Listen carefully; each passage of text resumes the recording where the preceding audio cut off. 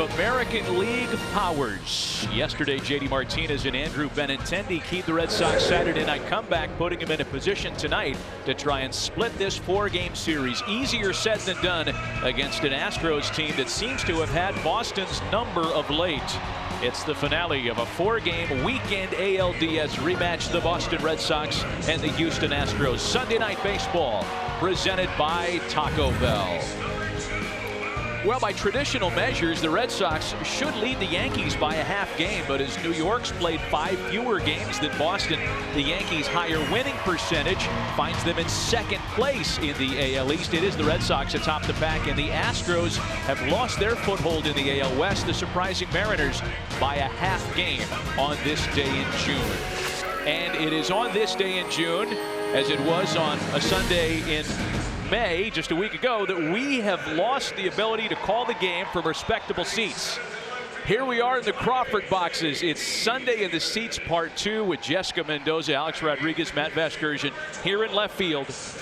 Very much in harm's way. It's not that far. You guys both have gloves on, and either I didn't get the memo or we're just going to be fine here. We got you, Matt. Come on. We'll catch anything that comes out here. This is going to be a lot of fun, especially considering some of the big right-handed thump that we're going to watch of the Red Sox. Boston started the day the top run-scoring team in baseball, thanks in no small part to the contributions of their free agent slugger import. On top of the home run poll, all by himself with 50 home runs and an OPS that's third best in Major League Baseball. Alex, he has been everything Red Sox fans could have hoped for and more. The signature move for team president Dave Dombrowski in bringing in J.D. Martinez, late to the party, but very quickly has become the party, and he's been nothing less than spectacular. Going back to the All-Star game just last year, 50 home runs, 122 RBIs. He can play the long game and the short game.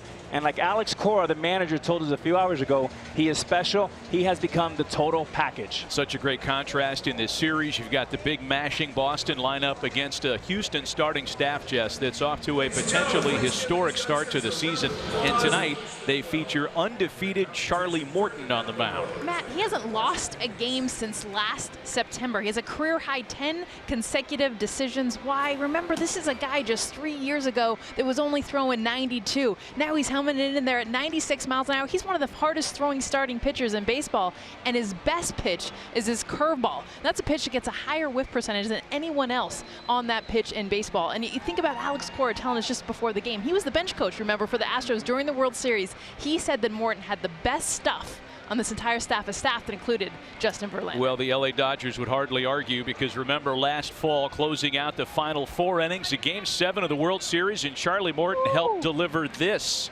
the Commissioner's Trophy. Yes. And Alex is already preparing the selfie. There you go, Matty. Selfie? Yeah, it's Sunday from the Seats Part 2 here in the Crawford boxes in Houston. The Red Sox and the Astros will put aside the distraction and the World Series trophy for baseball next.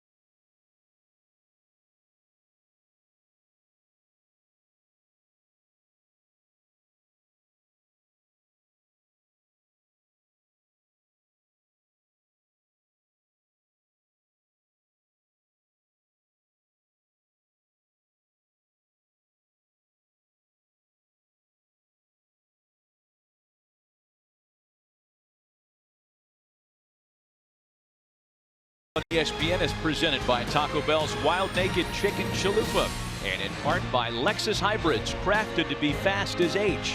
Experience amazing at your Lexus dealer. And Corona Premier, lower carbs, lower calories, higher expectations.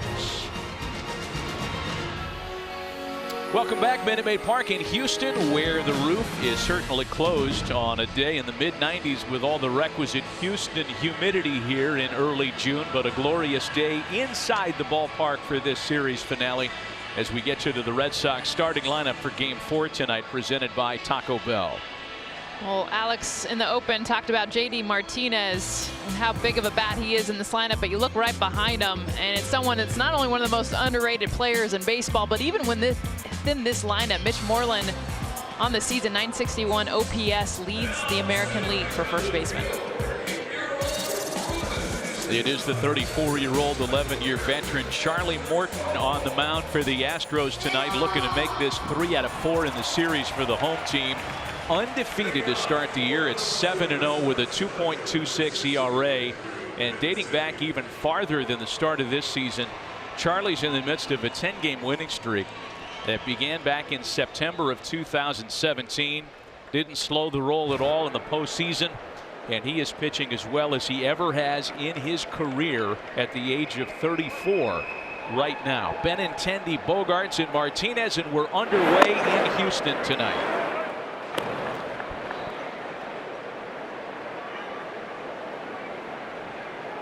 Andrew Benintendi with a 3-for-10 series so far. Homered yesterday against right-handed reliever Will Harris, and again helped key the comeback for Boston. It was a big win for the Red Sox for a lot of reasons. They'd lost the first 2 of the series. They remember certainly what happened in the division series last year. And for 2 teams that expect to be back there in the fall this season, well, the Red Sox needed to know that at least they could play with Houston. And that win last night was a big one for Boston. Alex Cora, of course, with plenty of familiarity on the other side, as Jess mentioned in the open, the bullpen coach for the defending World Series champs last year. The bench coach, that is, was Alex Cora. And, you know, part of the storyline for this series has been the familiarity that Alex brings to the Red Sox. As Benintendi tried to check it, it's 3-2. The league these days is so paranoid over sign stealing and intel, and that dialogue was really ratcheted up earlier in the series. Benintendi with a rocket out to center field. It clears Springer in right center, and Andrew Benintendi's coasting into second with a leadoff double.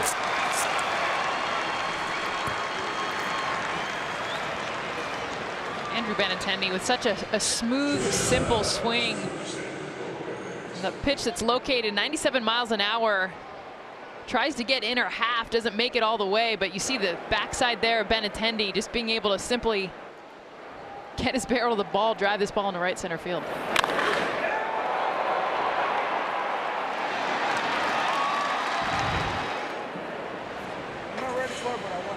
So Benintendi in scoring position before the first out is on the board for Xander Bogaerts.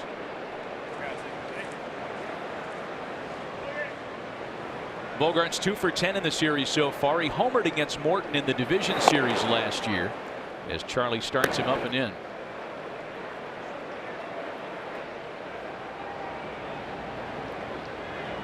And you know, when you think about Morton, he's transformed not only his body going from 240 pounds to 215, but the way he pitches, and we'll talk a little bit more about that as the game goes on.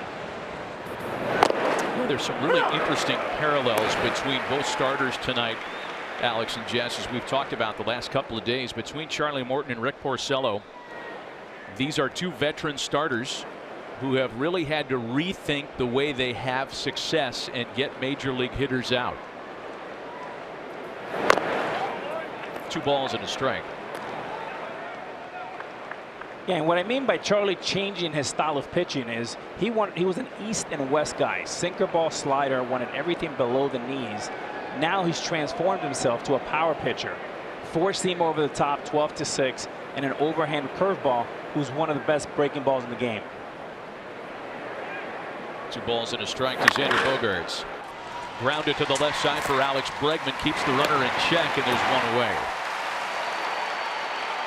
StatCast powered by AWS documents how Charlie Morton at the age of 34 has reached peak velocity late in his career. This year, the average fastball velo on his 4-seamer at a career high 96.4 miles an hour. Well, and this was something that the Astros had looked into, is just getting him, first of all, healthy. I mean, you look at the history of Charlie Morton, all the surgeries and all the different injuries he's had over the course of his career, but secondly, just that mentality of letting it rip, coming out like you would almost out of the bullpen and throwing it as hard as you can and going to that 4-seam fastball instead of the 2-seam. JD Martinez picks on the first pitch and fouls it off at the plate. It's the part of the Red Sox order that is most responsible for their league-leading standing in batting with runners in scoring position. So take a look at this, clip the foot of Martinez again. Ouch. Another toe. Now that hurts a lot.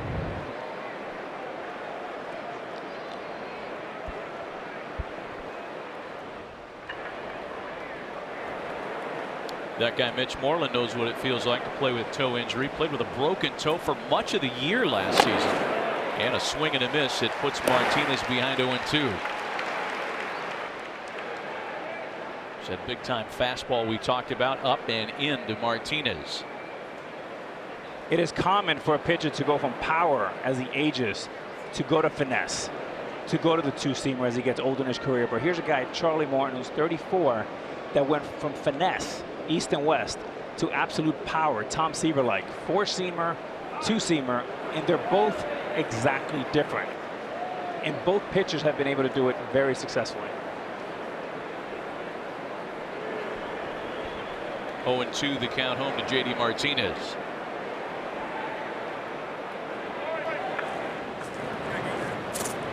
You know, it begs the question too, Alex. A lot of people wonder, how does a guy who's been in the league for 10 years, who used to be a sinker baller, how does he transform himself into this 4-seam specialist that finds the extra velocity that Morton seems to have found here? You know, give AJ Hinch and company and the whole, you know, analytics department for Houston. They do as good a job as anybody. But what I mean by the 4-seamer, when you look at the 4-seamer, your job is to go from 12 to 6. And you want to spin that as much as possible and throw it as hard as possible. With the 2-seamer, it's almost like a bank shot. It's much more of a finesse pitcher. So you don't want to throw it as hard. Actually, speed works against you. And what they both talked about yesterday to us, is that sometimes you get caught up in the middle of the bridge. And what I mean by that is power is one pitch, this is finesse. And if you get caught up in the middle, like Rick Porcello did last year, you lead the world in home runs. And instead of being 95 and up or 91 and down, it becomes 92, 93 right in the middle. Boy, those balls go a long ways. Ball and 2 strikes to JD Martinez. It's a 2-2 now. Well, Morton himself explains the additional fastball velocity that he's found in 3 ways. He feels like he's in much better shape. Alex already talked about how he cut his weight from 240 down to 215. He's healthy. Had 4 surgeries in 5 years at one point in his career. And he has changed his mindset. Martinez just stays alive.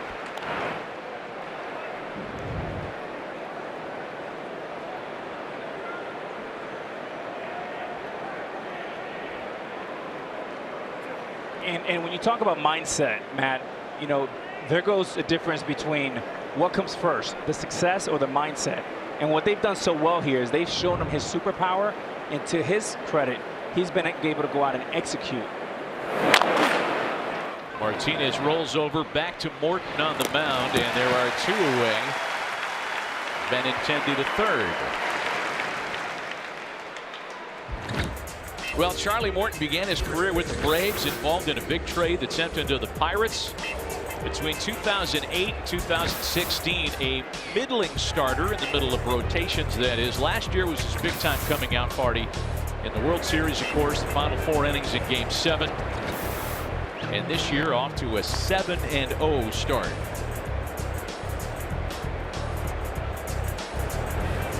really has been one of the great comeback stories in our game the last year plus. And now he goes to work on Mitch Moreland with a runner at third and 2 gone. And Moreland takes a strike.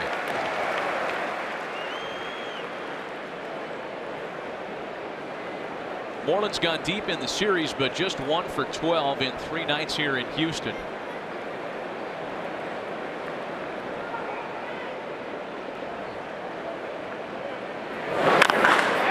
A breaking ball that is absolutely hammered to dead center field and gone.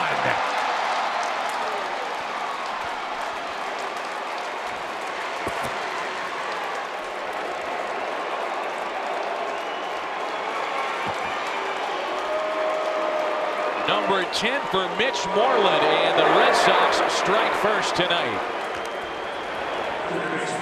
And for Mitch Moreland, one of the most underrated players in the game. He's improved in all facets of his game. One of them is hitting breaking balls much better. Here's a breaking ball gone bad, and Mitch Moreland, just an absolutely perfect swing, great balance.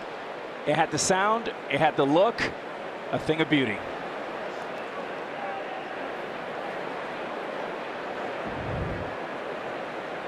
So now Eduardo Nunez, leadoff double, 2-run home run. Boston gets on the board first tonight. Well, they dig right in. They began the day as the highest scoring lineup in baseball, and they'll do nothing to change that status tonight.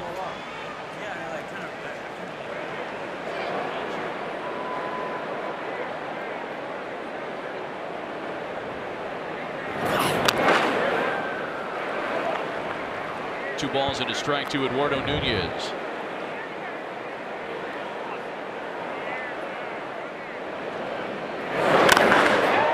Boy, that is textbook. Short, tight, and explosive.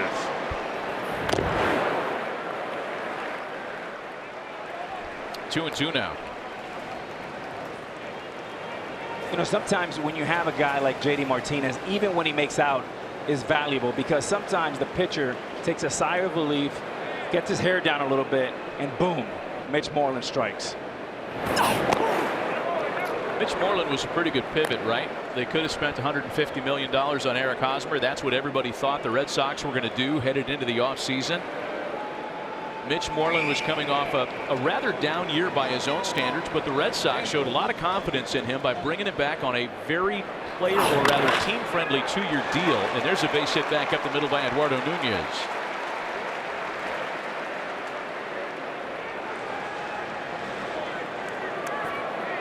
You know, we started talking about this a moment ago, guys. The fact that there is a lot of familiarity here. Alex Cora, the Astros bench coach last year, took considerable time to watch Charlie Morton warm up for the game tonight on the closed circuit TV system here in the ballpark. He and JD Martinez were locked on. Well, and that's exactly what it looked like, is how comfortable. And yes, Moreland's been hitting breaking balls better this year, but it was clear that he saw or knew something, was able to just sit on that. He wasn't beat at all. And his body told you that. I mean, he was hitting that pitch like it was a BP fastball. And remember, Charlie Morton's best pitch, we talked about his fastball, it's actually his curveball. So, but Alex, you know this, if you know it's coming, or there's some sort of tip, it makes it a lot easier to get to. Indeed. Jackie Bradley Jr. now, and it's a breaking ball that starts him with a strike.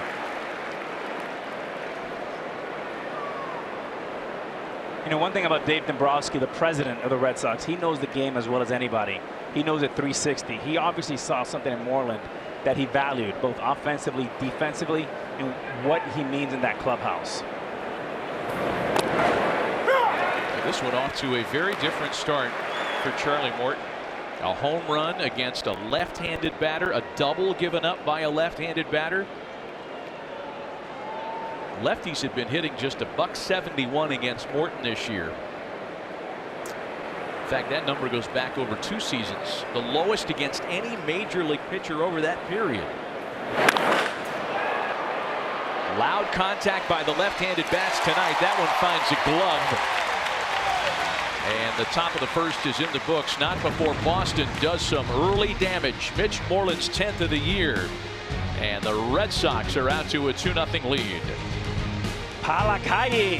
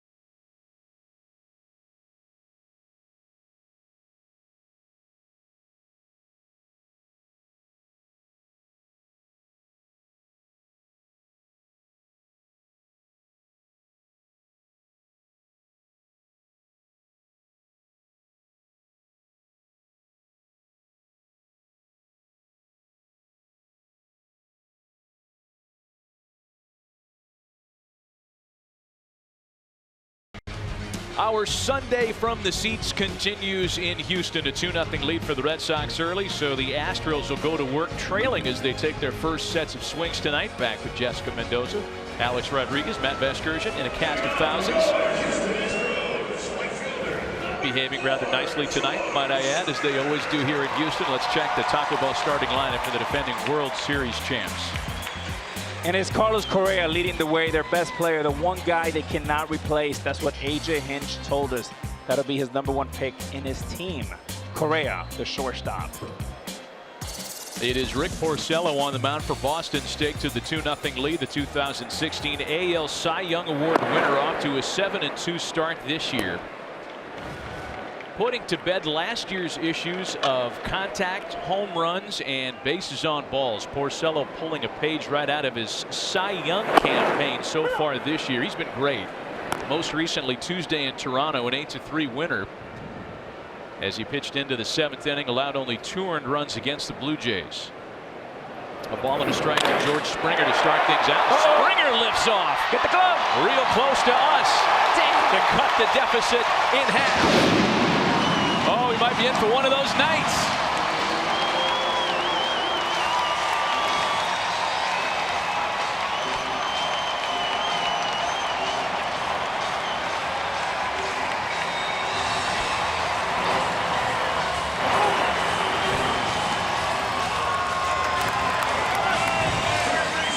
Spending some time today with George Springer. This guy is a spectacular talent. Takes a little hanging breaking ball right here and knows exactly what to do with it. He told me today, I need more swings where I can hit home runs. Well, there's one right there for George Springer. That's ready. Oh! Do they go back to back with Alex Bregman? This one doesn't have quite enough as Jackie Bradley Jr.'s got it. It is amazing when we're out here, though, and everything. We're ready. We're in the press box. That looks like a regular fly out to center. Sit in left field. And it looks like it could leave the park. 21 leadoff home runs by George Springer since the start of the 2016 season. That's the most in baseball. Not that the crowd had left after a 2-0 deficit, but there's nothing like a leadoff home run to get folks wound up. Here's Jose Altuve now. The 5-time All-Star digs in hot. He's hit safely in 15 of his last 18 games. Well, the Astros have proved over and over again, the world champs, that they do punch back. Tonight is another great example.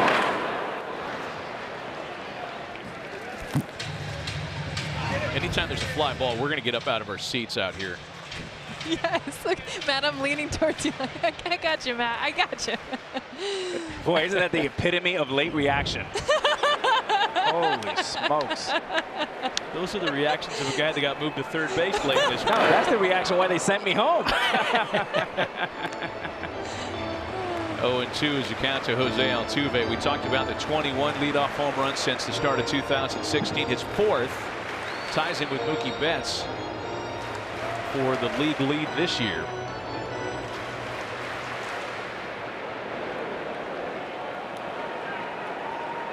Oh, 2 the count to Jose Altuve. So we've already seen a couple of things tonight that we weren't banking on. Left-handed batters having success against Charlie Morton, and a right-handed batter going deep against Rick Porcello. That hadn't happened all year until Springer just hit his home run. That's also the Houston Astros offense and the Boston Red Sox lefties. Things tend to go out the window when you get these two teams involved. That's baseball, Matt.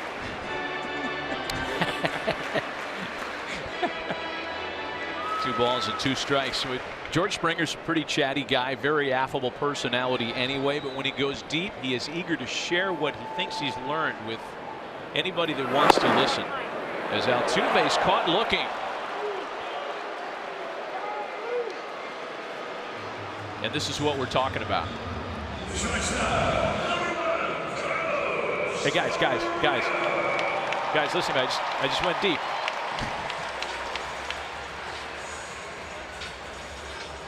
He's going to groove it in there for you. He will. He'll give you a fatty. It's amazing how talkative you become after you hit a home run. Got it all figured out. Here's Carlos Correa now, and of all the Astros and their successes against the Boston Red Sox, Correa's have been the most pronounced. 26 career games against Boston. He has reached base safely in each of them and done plenty of damage along the way as well.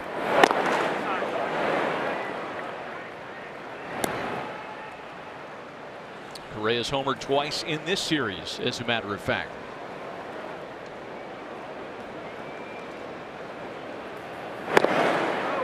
One and one.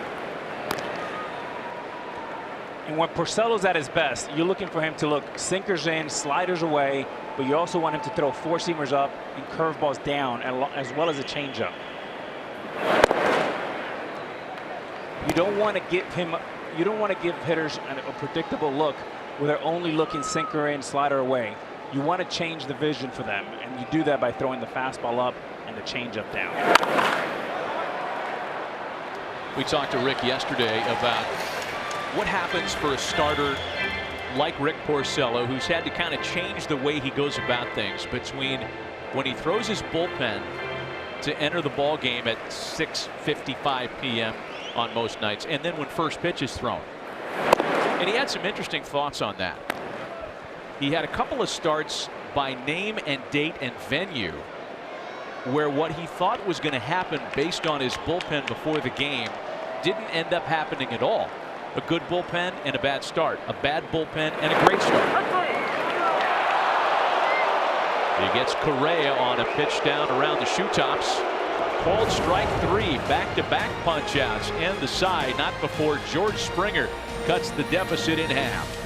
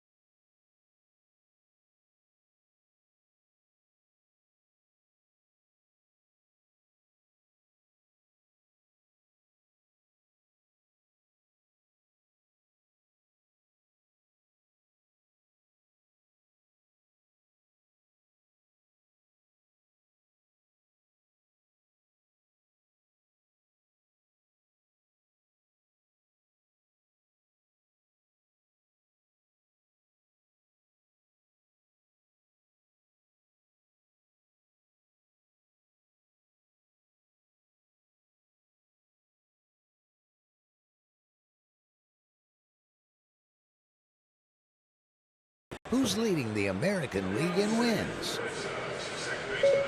Oh, ask and you shall receive. Charlie Morton is represented on the American League leaderboard in terms of victories. He and staff mate Justin Verlander with 7. Lance McCullers also with 7. Corey Kluber and New York's Luis Severino pace the circuit with 8. A lot of Houston representation on all the American League pitching leaderboards as Morton goes back to work for Brock Holt, Blake Swihart, and Sandy Leone in the second.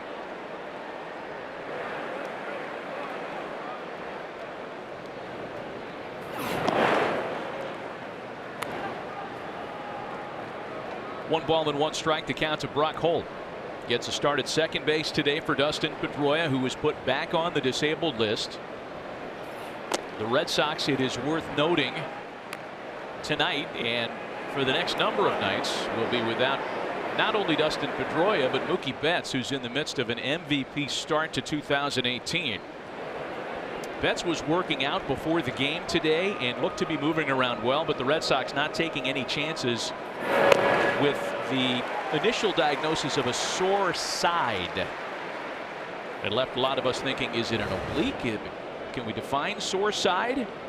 Ab strain is the official verbiage as to why Betts is on the shelf. And it's the surgically repaired left knee of Dustin Pedroia that landed him back on the disabled list. This looks like a guy moving pretty well to me, Jess. Yeah, and even talking to him pre-game, I mean, I think it's just precautionary to make sure, because that's a part of your body with his core. He was moving out there. And he got his bat in his hand. I mean, he's ready. They just got to be safe. He's their best hitter. First strikeout of the night registered by Morton as Holt is retired.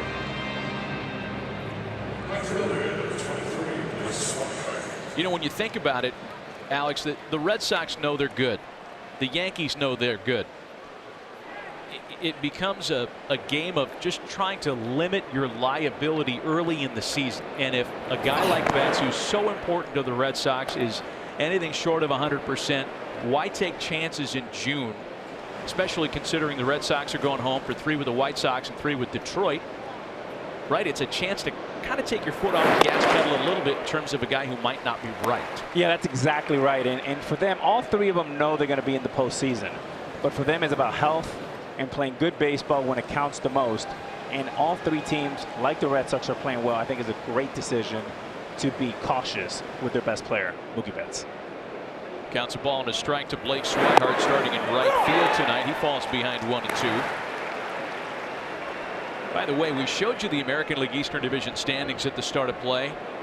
This is the latest calendar date ever in any season where the Yankees and Red Sox have both had winning percentages of at least .675.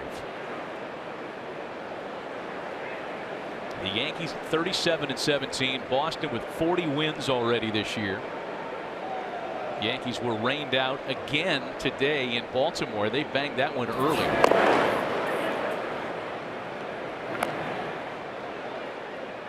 Full count, 3 balls and 2 strikes to Swihart.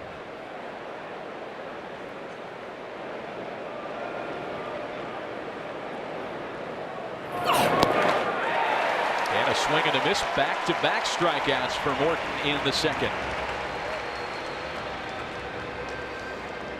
ESPN has great Major League Baseball action tomorrow night. Diamondbacks and Giants out in San Francisco at 10 Eastern. Thursday, Major League Baseball on ESPN. The Tigers and these Red Sox in Boston at 7 p.m. And then Jess, Alex, and I will be in New York, Flushing, Queens, to be exact, for our 3rd Sunday from the Seats telecast. The Subway Series, Yankees and Mets, a week from tonight. And Matt, if you're just reading body language, one of the things I always like to see is how does a hitter react to the pitcher's pitches. Now, Charlie Morton has one of the best curveballs in the game. The league is hitting .77. And so far, all these curveballs, if you can read the body language of a hitter here, it's a Statue of Liberty. There's 0. He has not, by any means, confused anybody on curveballs.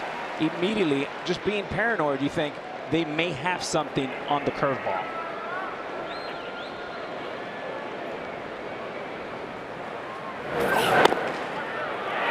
And a cold strike 3 taken by Sandy Leon. A nice bounce back inning for Charlie Morton as he strikes out the side. To the bottom of the second, still 2-1 Boston.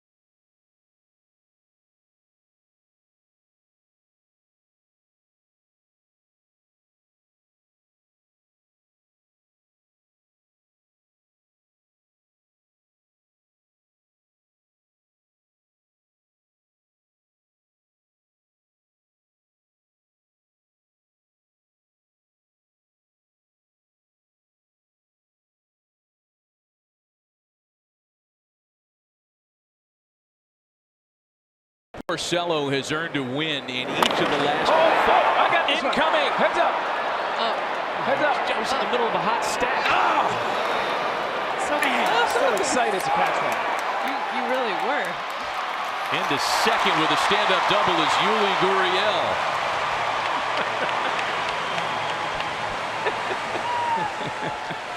Oh man, that ball was right on the line. Apparently, as you can see the body language and the demonstration in the corner, much to the chagrin of Andrew Benintendi. Gurriel, I mean, this looked like so many things. Like first that it could go out, as you heard Alex jump up to try to get. Then it looked like a catchable fly ball.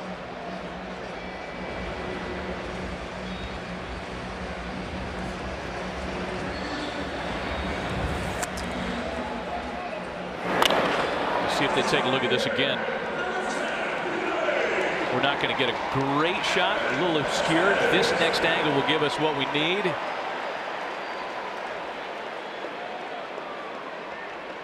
I mean, unless you got supersonic vision. Looks like it's on the line to me.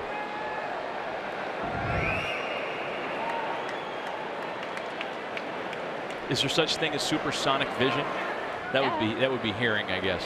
Here's Evan Gaddis now with a chance to pick up a run. It worked. First pitch doubled by Yuli Gurriel. A homer and a double on each side of the scorecard so far tonight.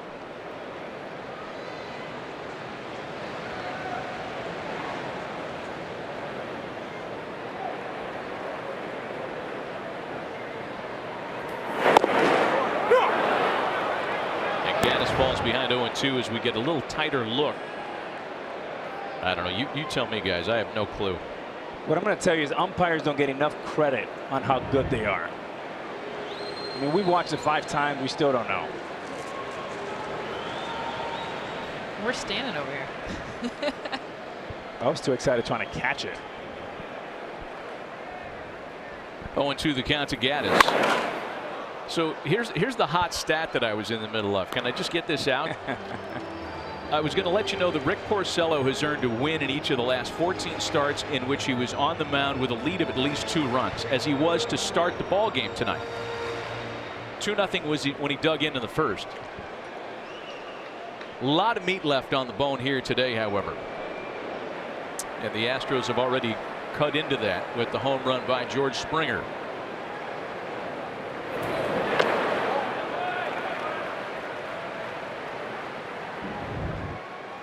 One more look at the double by Gurriel.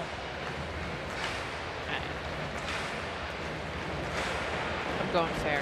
It's no clearer to me. So right, you sign off on the original call. And I'm sure that's what Alex Cora and his staff did in the Red Sox dugout.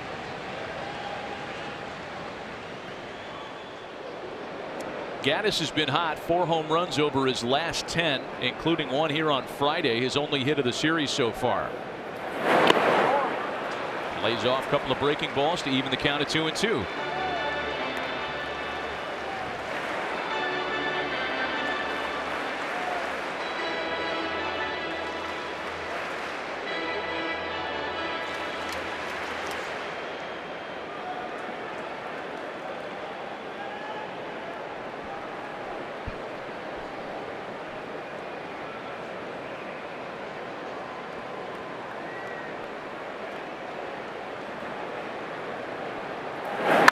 And Gaddis swings and sends a fly ball out to center. Jackie Bradley Jr. is angling under it to make the catch, and Gurriel's got to stay put.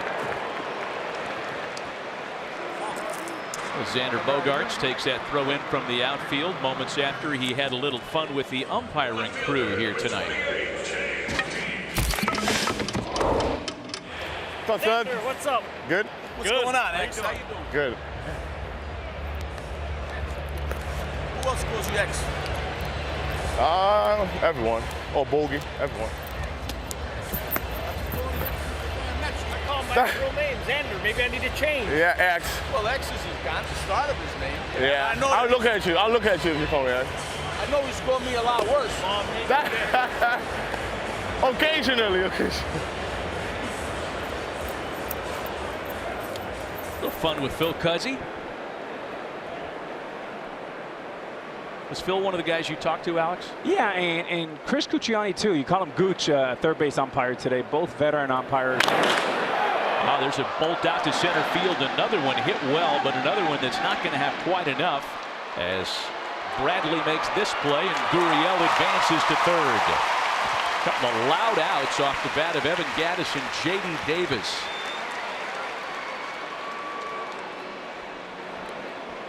You know, leadoff double there. Love to see Gattis get the runner over. That same fly ball, you would have a 2-2 ball game right now. Instead, he's sitting at third base with 2 outs. And it'll be up to the number 8 hitter, catcher Max Stassi, who is 0 for 7 so far in the series and seeing plenty of opportunity over the next week or so as Brian McCann is on the disabled list. McCann is such an important figure in how the Astros win, both with his offensive contributions and the way he handles his staff. 7-time All-Star.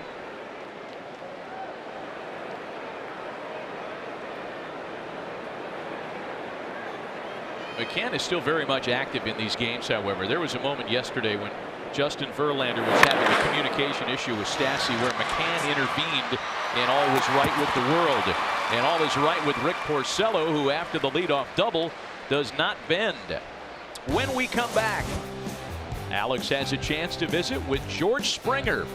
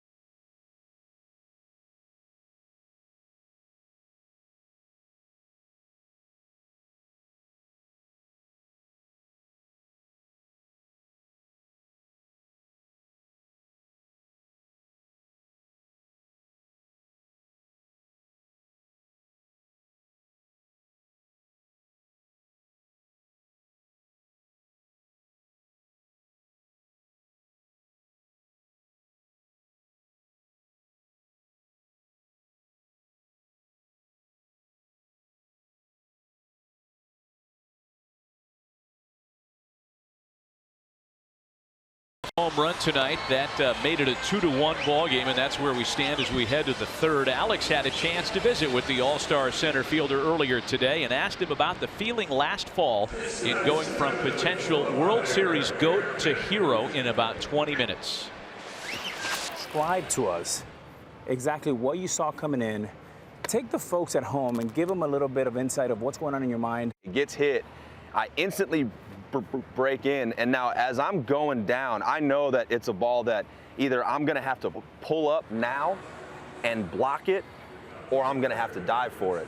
So as I start to go into here to prepare myself to dive, I start to see that this ball is carrying and it's coming to me because he hit it well. So now you have a chance. So now I know I have a chance. So I didn't have time to do what I wanted to do, which is dive like this. If I had dove like this, the ball either goes, you know, it hits me here, stays here, but I decided that right here, because the ball was still coming, I dove this way, and it shorts me by about this much, and it goes by you, and the only thing I could think is, oh no. Oh God. Like, I made the wrong decision.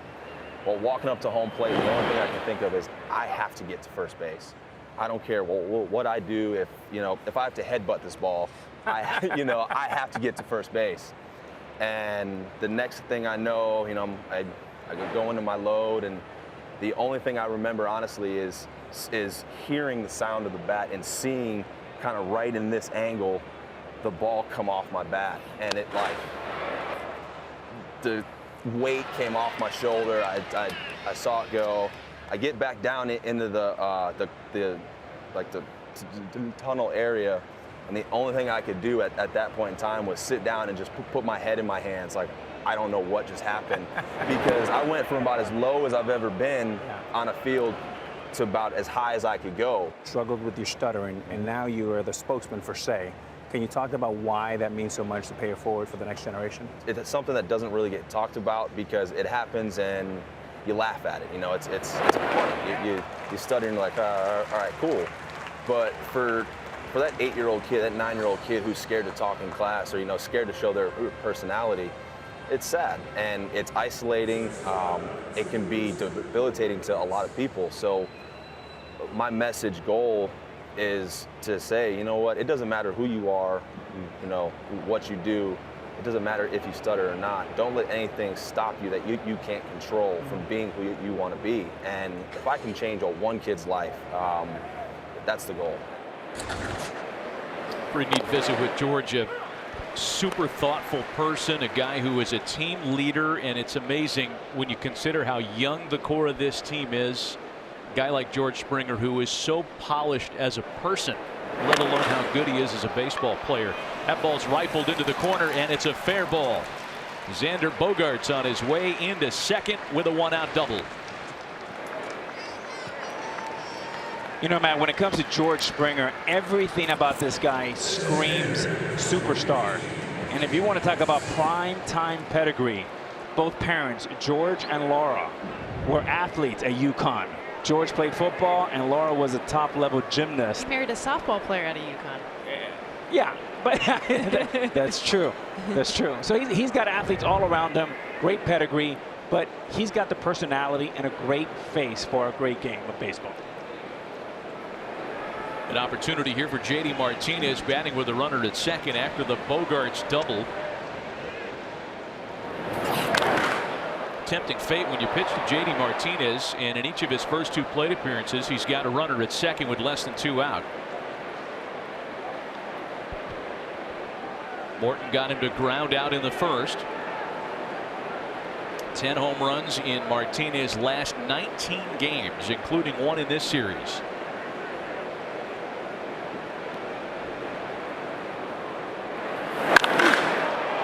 Into straightaway center field and caught there by Tony Kemp. Wow. Tagging up as Bogaerts' throw to third is in time to get him. Xander Bogaerts must have been caught in between. An inning that started out with promise for the Red Sox ends with a rocket to center and a great throw to nail a base runner. And a big-time mistake here by Bogaerts. Number 1, really poor read. And the second thing is you never make the third out at third base. Well, and it must have been a late tag. He initially came off the bag, goes back to tag, and at that point, it's too late. That's why he gets thrown out at third base.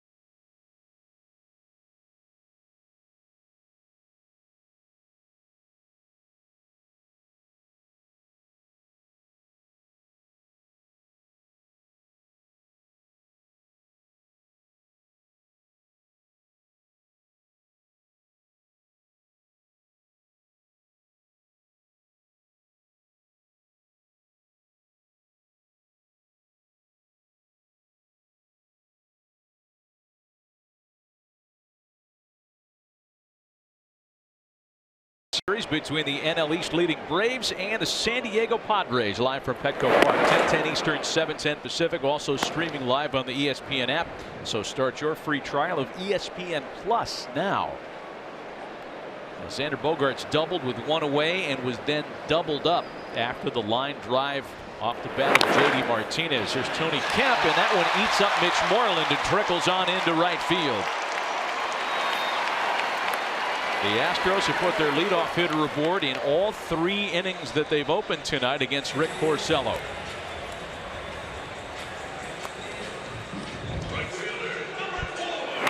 And a tough play made tougher here by Moreland with the back step.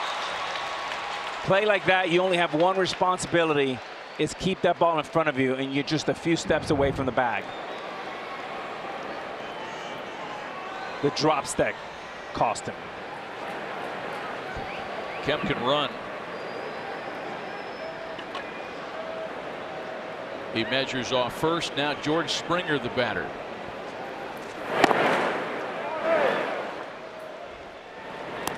That was a 22nd career leadoff home run for George Springer, and he told me today before the game that he looks at it just like another at bat. It just so happens to be in the first inning.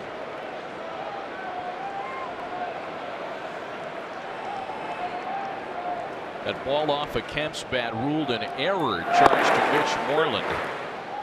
And it's a ball and a strike to Springer now. It's crazy, Alex. I don't know if you got a chance to hold George Springer's bat, but it is one of the shortest bats you will see in baseball. He actually got it from Mookie Betts last year. Swung it after it had a hot series versus the Orioles. The Astros came in there the weekend after. He joked and told him to leave it. He did. He picked it up and went off that whole weekend. It's still working now, home run in the first inning, but you pick up the bat and it's a short bat, but long enough to get to this pitch that he did in the first inning and crank it out here to the Crawford boxes. But it's kind of cool, Alex. I mean, you think about his stature and his size. He doesn't need a small bat, but that's what he preferred, and it was Mookie Betts who influenced him to go a little shorter. You know, it's interesting right here, George Springer, the way Porcello is attacking him is with 3 fastballs in a row. Well, of course, in the first inning, he hit a curveball. What I like to see from Rick Porcello is first pitch of this at-bat, throw him a curveball, maybe even back-to-back, reestablish who's in control, and do not let hitters eliminate pitches against you.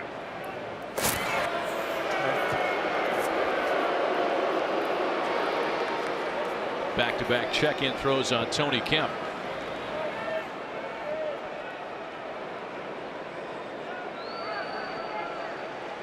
Kemp's lead has certainly gotten Porcello's attention.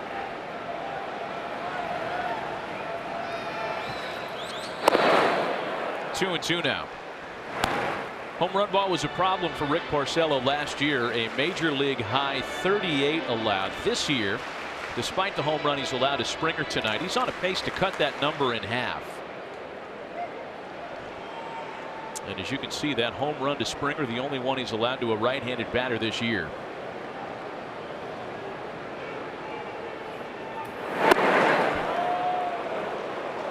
Him up a couple of times. That time he missed, and it's a full count now.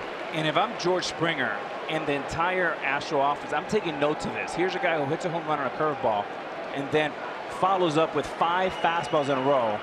That just means that if you bang him up with one pitch, you can completely eliminate it. That's a great, powerful tool for any hitter. Full count to George Springer. Kemp runs. Pitch is taken. Throw down. He is not in time. Didn't matter on ball 4. And the Astros have something cooking here in the third.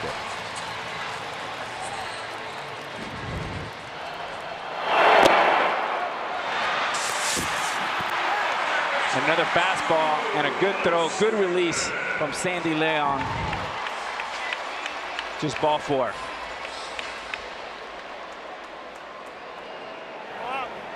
So now Alex Bregman with runners at first and second, and Bregman made some rather loud contact in the first with a fly ball that took Bradley to the track and center.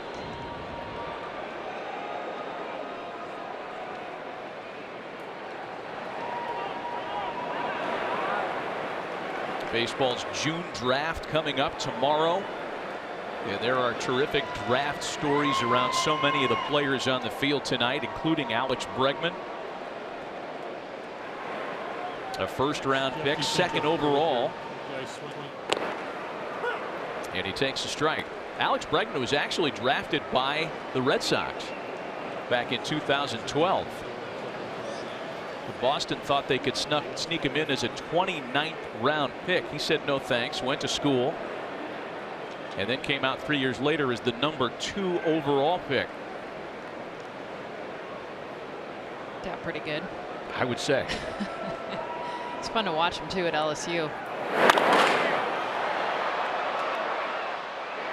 Of course, the number 1 and 2 pick likely, possibly in the draft. Casey Mize out of Auburn, Brady Singer out of Florida. They could go head-to-head super regionals this week. Ooh. Mize versus Singer. They get a good look, especially they go 1-2, and then 2 days later they get a pitch against each other. The guys that'll be connected for a long time if they're drafted back-to-back after playing in the College World Series as adversaries.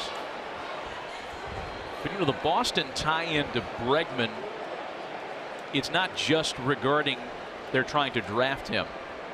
He was something of a Red Sox fan as a kid. Growing up in New Mexico, he was a bat boy at the University of New Mexico, and recalls a game in 2004 against Arizona State when Dustin Pedroia, who was a star for the Sun Devils, slid headfirst into the bag at first base. And a young, impressionable bat boy named Alex Bregman said to himself, "That's the kind of guy I want to be like." It makes so much sense too, because when you look at the way that Alex Bregman plays the game and just his personality, it fits the Dustin Pedroia mold. He's caught looking here. All 3 of the strikeouts for Rick Porcello have come looking tonight.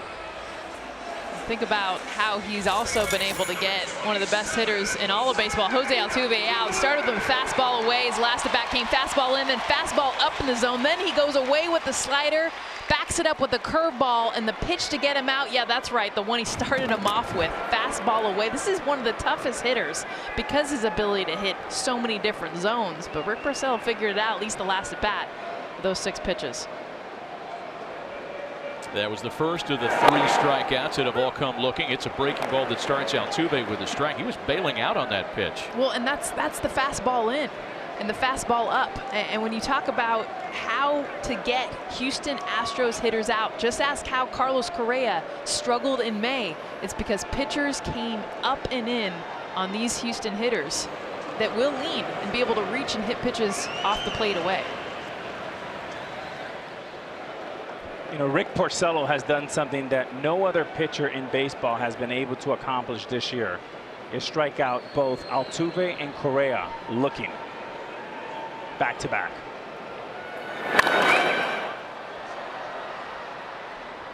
Altuve has been a force with runners in scoring position, batting at .391, 4th best mark in the American League.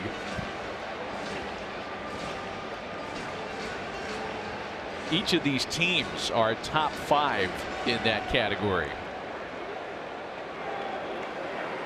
Nobody better than the Red Sox. 3 early runs and plenty of opportunities since then. The Astros trying to cash in on one here as Altuve lays off. It's a ball and 2 strikes.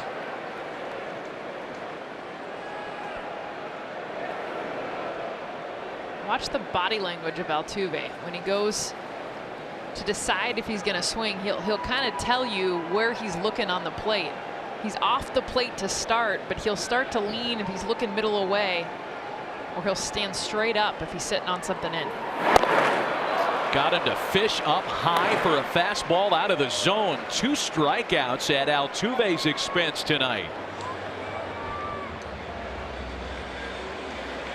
Sunday Night Baseball on ESPN, presented by Taco Bell, is brought to you by Bridgestone, engineered for clutch performance, and Disney Parks. We had a great time and we can't wait to come back. I don't know if Jose is going to have such a great time with Jose Altuve, but he can't wait to come back and try it again. Or against Rick Porcello, that is. 2 strikeouts. And that one's stranding a pair. So now it's up to Carlos Correa.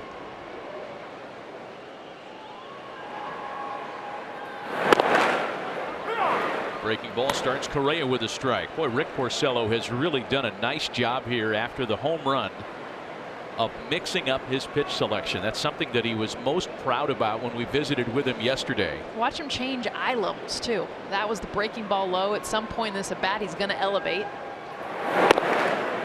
He goes back to back. Breaking balls down in the zone. And to me as a hitter, and Alex, you know this, that's one of the hardest things is not only the change of velocity, which is really 8 to 9 miles an hour between that breaking ball and his fastball, but also the where it's located, knee to chest high.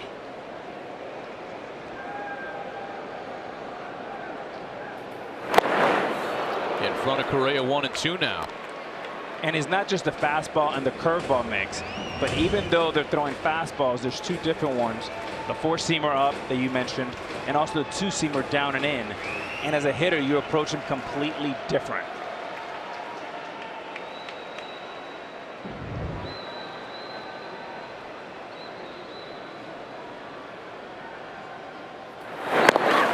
Got him. Wow.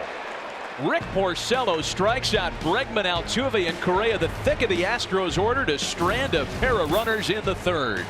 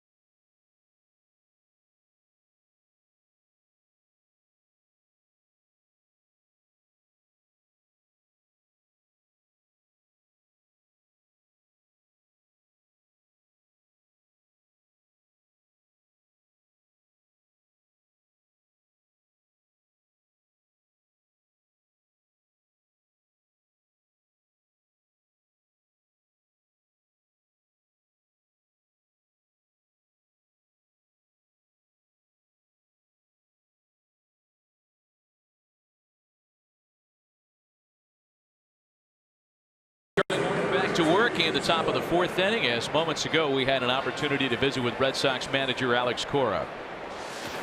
Hey Alex, Jess, after Rick Porcello gave up the leadoff home run to George Springer, he settled in the 5 Ks, including the last 3 to Bregman, Altuve, and Correa. What have you seen? Fastball command. I think he's doing a good job going in and out with these guys. Very good hitting team. You saw what Springer with a breaking ball and Yuli with a breaking ball. So you got to establish your fastball and you got to be aggressive with it.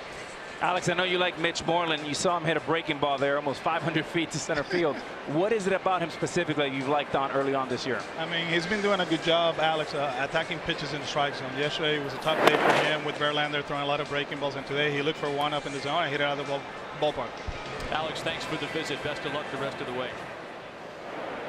It is Mitch Moreland that leads things off in the Boston half of the 4th. Red Sox on top 2-1 on his 2-run home run in the 1st tonight, as Morton delivers a fastball knee high that makes it a 2-1 count to Mitch Moreland.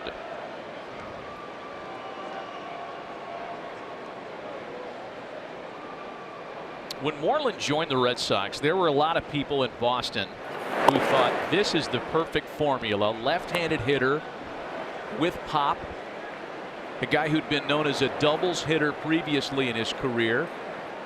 Pepper balls off the monster, right? A ballpark dynamic that could lead to great things. And it paid off for Moreland as he draws ball 4. In his first year with Boston, he did something that no left-handed hitter had ever done there. Lynn, Yaz, Mo Vaughn, David Ortiz, some of the greats. More recently, guys like Adrian Gonzalez, who the ballpark was thought to be a good match for.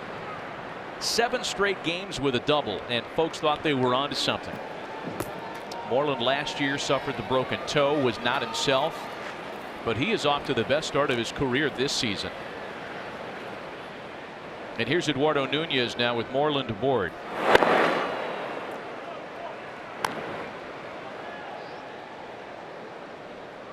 Nunez getting a start at third base tonight, as Alex Cora wanted to put a slightly better defensive unit on the field. And he thought the matchup with Rafael Devers might be best avoided tonight. And there's a base hit to the left.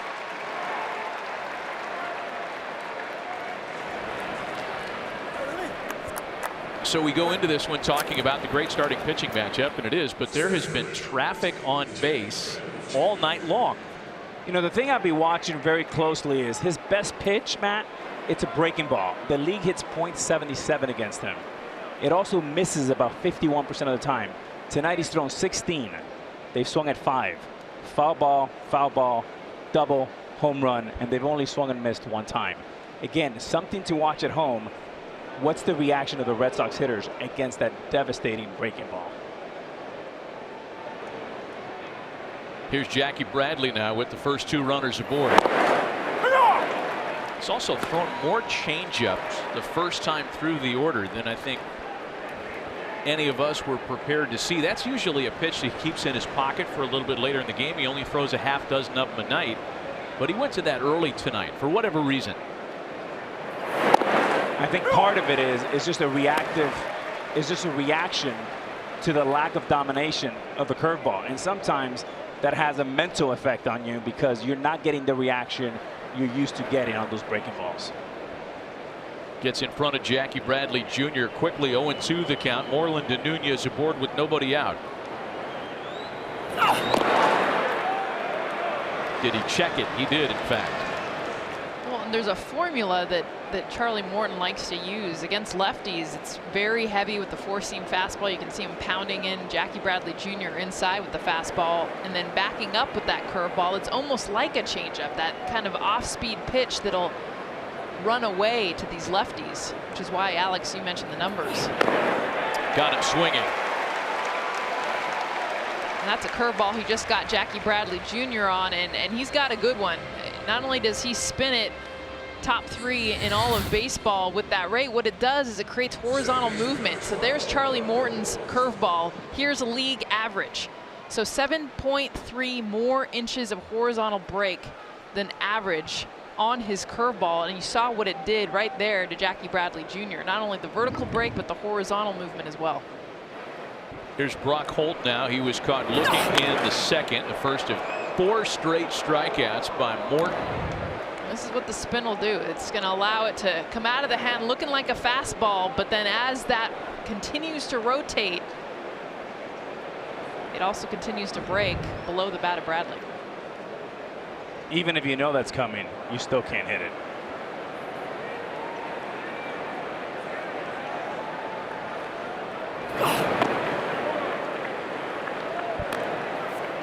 Well, and that's the difference, Alex, is what we're seeing is even if guys are picking up that the curveball is coming, that is buried. What we saw earlier on the non-swing and misses of the curveball he's thrown is a pitch that stayed up in the zone and didn't have as much break.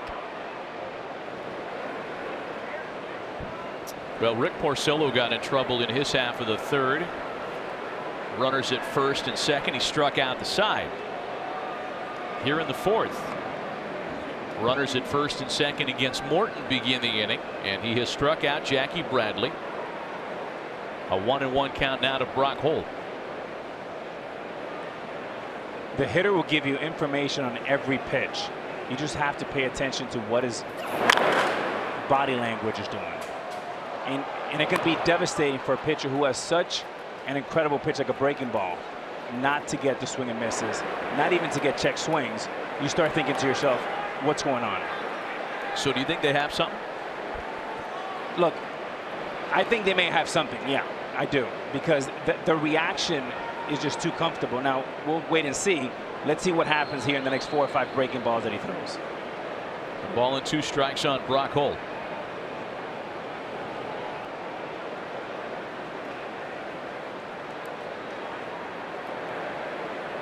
Yesterday with Justin Verlander on the mound, there were a number of moments, especially with runners at second base, where catcher came out to visit. There were conversations on the mound. We talked about Brian McCann kind of joining one of those discussions after the inning was over in the dugout. But again, there's a lot of familiarity here with Alex Cora and what he brings intel-wise to the Red Sox against the Astros. He is so good at it too. I've sat, he worked ESPN for what, 6-7 years, and I would sit next to him and watch games, and he would just pick everybody. I mean, it didn't matter 2 pitches, 3 pitches in, he has that eye. Alex, you know, I mean, I always played with players. That's just what they sat in the dugout and did. That's what helped them be good. I was good at getting the information and using it, but I couldn't sit there and just pick it raw. You had to tell me. You had to tell me what to look for. 2 balls and 2 strikes. The count to Brock Holt. Ball and walk. Nunez singled. That one's in play and trickled up the first baseline, but foul. Sometimes it's the guy that spends a lot of time watching the game that makes the best skipper. 14 years as a player over a 6-team span for Alex Cora. Best known for his days with the Dodgers. I think in 2007 he was a World Series champ with these Red Sox. Spent some time at ESPN looking at a game a little differently. Last year bench coach and a World Series winner here in Houston. And one of the 5 rookie managers in baseball in 2018. There's a breaking ball that's bounced to first. Gurriel will do it himself. Runners advance on out number 2.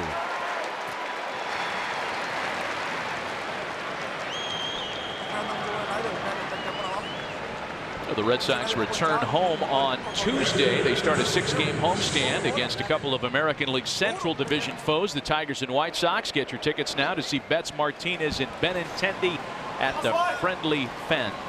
Visit redsox.com for tickets.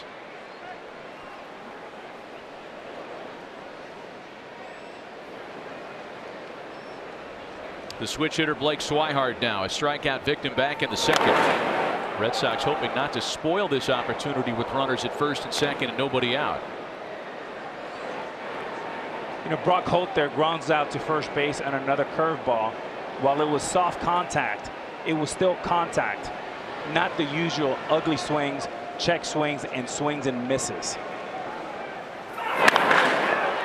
That's lined to second base and handled to retire the side.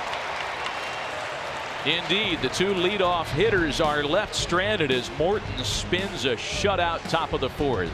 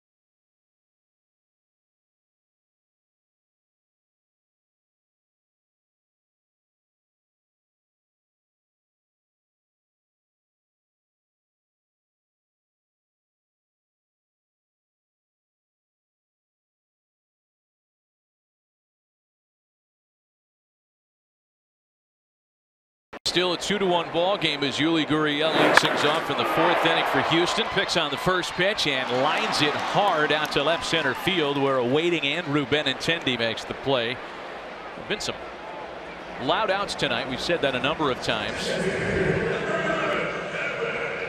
This is just a good old-fashioned atom ball.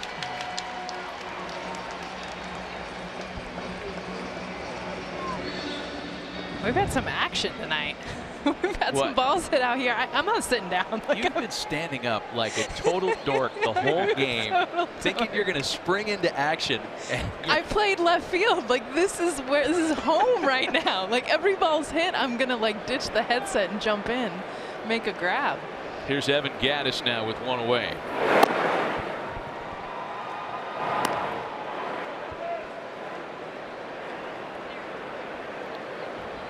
Gattis flying to center in his first try tonight. It's the first inning where Rick Porcello has retired the leadoff hitter.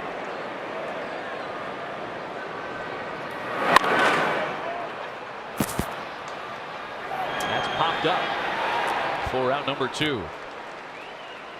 Tonight we take our hats off for heroes, brought to you by T-Mobile. Dustin Pedroia and his wife Kelly founded the Pedroia Platoon, a group that recognizes veterans and active service members with rewarding and memorable experiences on and off the field, including Operation Shower, an opportunity for military families to come together and enjoy a fun, memorable day at Fenway, and back-to-school events. They donate backpacks loaded with school supplies to in-need students and community groups across the greater Boston area. A fan favorite for good reason. 2 quick outs now for J.D. Davis. I love Dustin Pedroia, the heart and soul of the Boston Red Sox.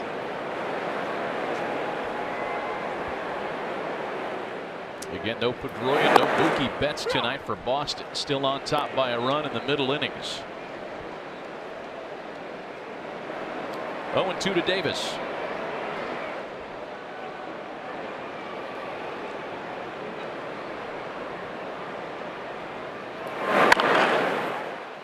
Off the fists, rolled out to Bogaerts to retire the side. A quick 1-2-3-4 spun by Rick Porcello onto the 5th. It's still 2-1 Red Sox.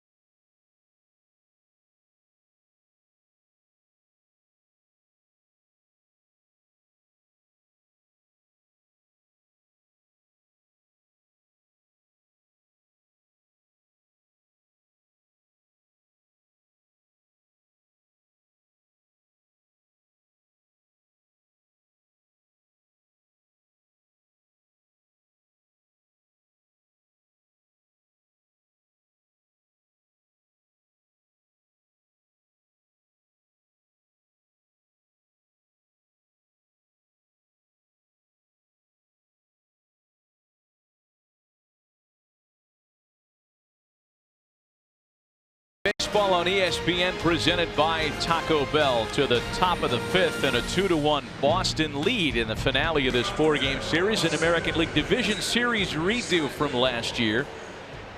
Here at the home of the defending World Series champs, and here in the 5th, Boston sends up Sandy Leon, then Andrew Benintendi and Xander Bogaerts against Charlie Morton. The damage came early, 2-run homer by Mitch Moreland in the 1st. George Springer homered in the bottom of the inning. It's a pleasure to have Astros manager A.J. Hinch take a moment with us.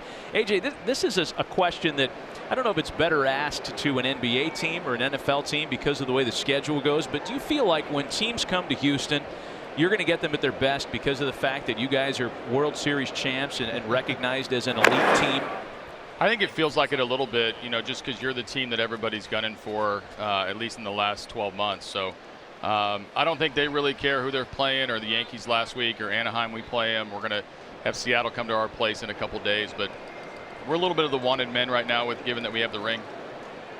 AJ, we talked about the success of Charlie Morton, and since he's been in an Astros uniform, even pregame, but tonight he gives up the leadoff double, a home run in the first inning, and then just kind of settles in. What have you seen from him? Well, they made him work pretty hard in the first. They did it to Justin Verlander last night. So long at bat by Benintendi kind of set the inning up, and then obviously the curveball that Verlander hit. Really no left-handed hitters hitting that pitch this year against him. He spun out of his hand a little bit and did the damage, but after that, I felt like he settled in the bottom of the order, and then when it rolled again, the more aggressive he can be. He's got a good fastball. He's got to remember to use it.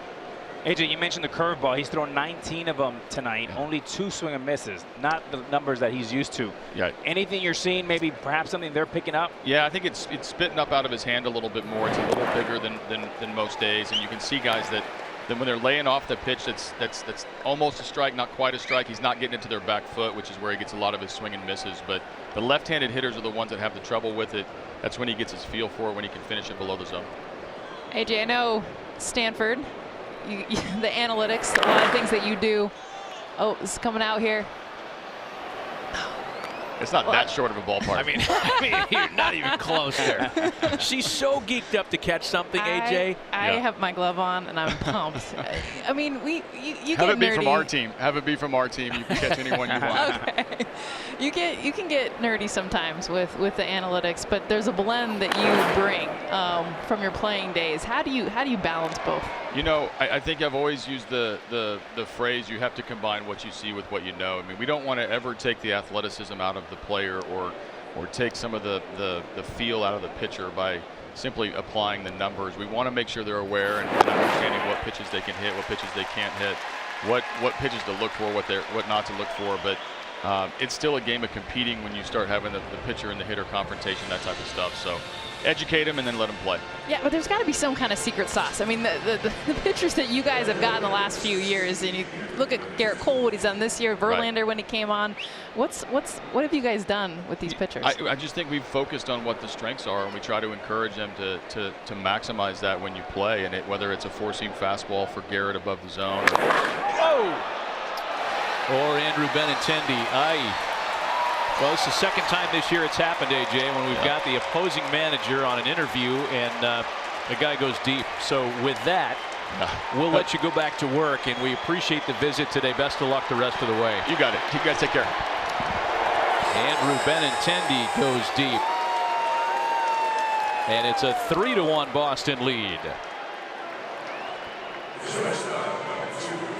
And again, breaking ball gone bad here for Benintendi. Great swing, nice and tight. You see the spin, not the tight spin, bit of a cement mixer, and just a magnificent looking swing by the young man from Cincinnati, Ohio.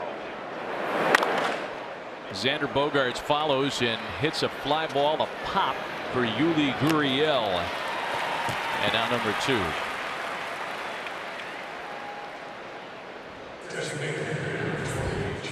Benintendi, I love his swing because it's simple. He's got a small little leg kick, but when he gets that front foot down, it's just simple. And there's times you watch him, he crushes that ball out, and because of his size, you don't expect the kind of pop that he has, but since the moment he's come up into the bigs, he's brought the pop. And again, you just don't see hitters hitting his breaking ball that hard, and especially a left-handed hitter. No further damage against Morton as he retires JD Martinez, but the Benintendi home run makes it 3-1 Boston.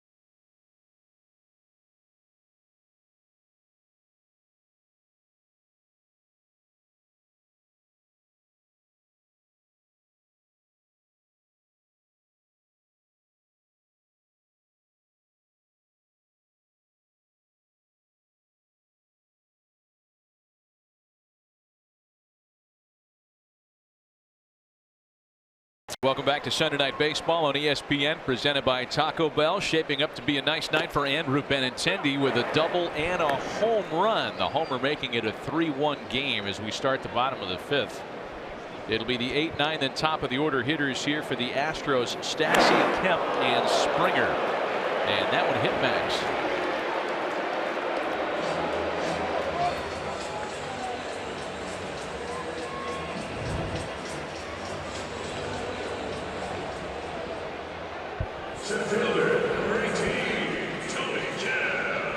Sinker that got away from him a little bit, and that one hits him right in the tricep, and that will leave a mark for about a week.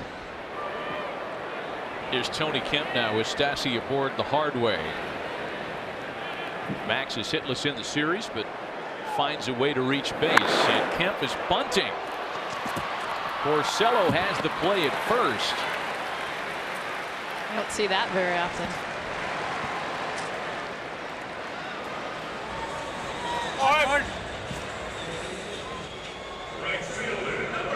Back to the top of the order. A reminder, tomorrow live coverage of Major League Baseball's June draft on MLB Network and on MLB.com. Tomorrow marks the first day of Major League dreams for the newest class of future stars.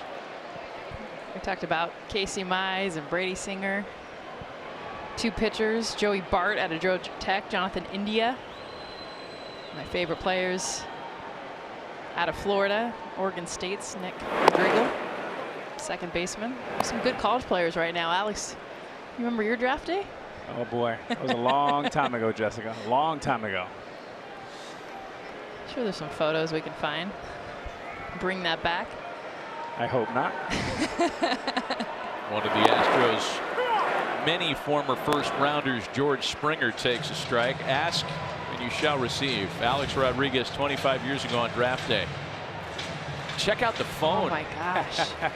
is that like? Well, you see all the people behind? That's actually my family.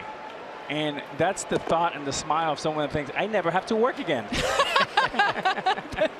Can you point out? Who do we got back there? Well, we have my brother, you have my sister, you have my mom. Yeah, and Danny, who's a couple teammates back there from Westminster Christian. That's cool. 2 balls and a strike to count to George Springer.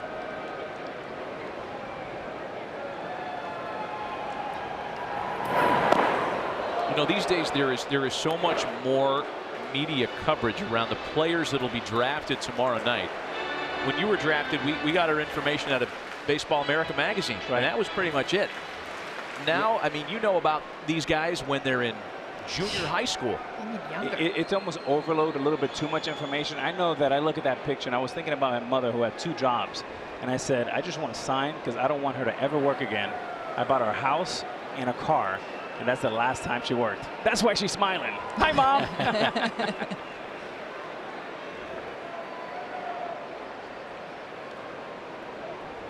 The 3-1 home to George Springer, and there's a breaking ball swung on and missed. Again, Porcello continuing to mix up the repertoire.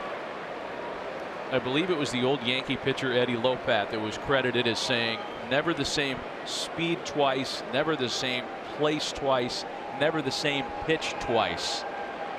And it appears that Porcello's benefiting from that mindset tonight, as he has all year. And Springer pops it up. 2 away. And that's a masterful pitching job there by Rick Porcello. That's the epitome of pitching backwards.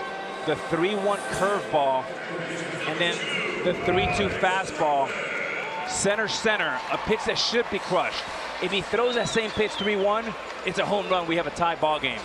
Instead, because he's pitching backwards, he adds a little bit of doubt in George Springer, and that's what you see, a lazy, cautious swing. And by backwards, you mean because normally they always go, a lot of pitchers go fastball, curveball, and pitching backwards, starting them with the curveball, finishing with the fastball. Correct. Alex Bregman lines to the infield as Brock Holt picks it off the turf, and again a leadoff hitter is left stranded by Rick Porcello. Still a 3-1 Boston lead.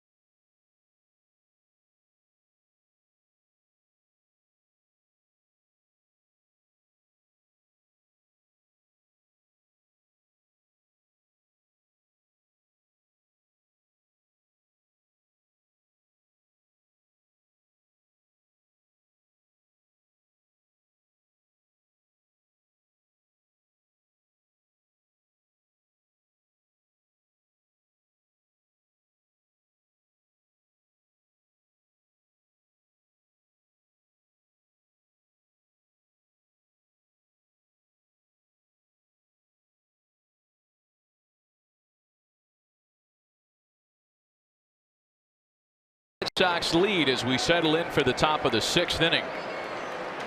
And Mitch Moreland, who delivered the lead in the first with a 2-run home run, will open the inning against Charlie Morton.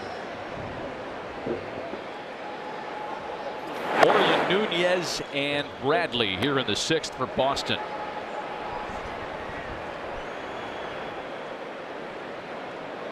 You know, we've commented a couple of times tonight on the hard hit contact.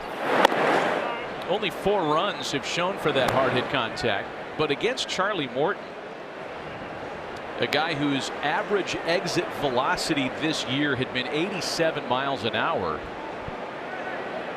The Red Sox are getting to him for almost 95 miles an hour in terms of average contact. And there's a great layout by Correa. Throw to first is not in time. That's Bregman out there in the shift. And Alex almost made the play. With a former shortstop out of LSU, now third baseman, it's an outstanding play. As good as it gets, Moreland gets down the line. And when you can smell that hit, you make an average runner above average.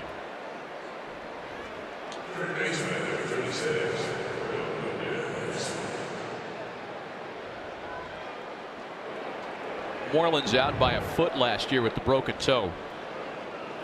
He's had such a great night and such a great season so far. Here's Eduardo Nunez now, who has singled twice tonight.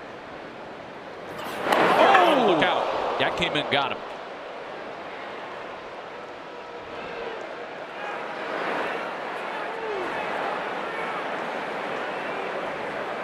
And that will draw an immediate visit from the Red Sox training staff.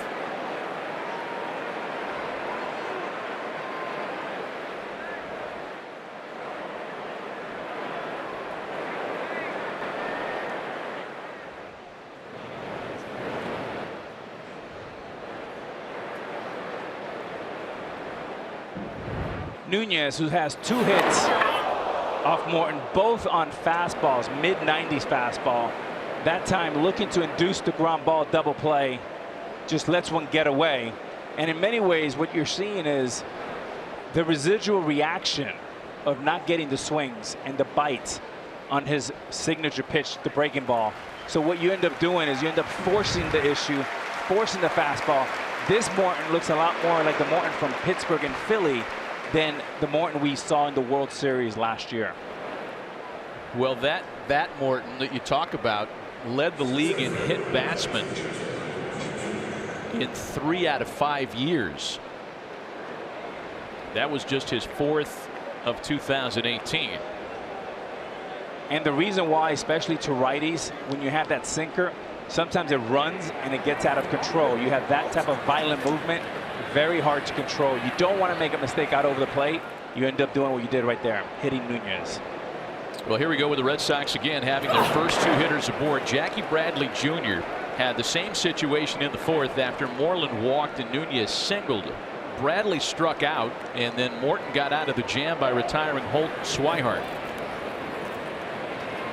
See the oven mitt being placed on the left hand of Eduardo Nunez.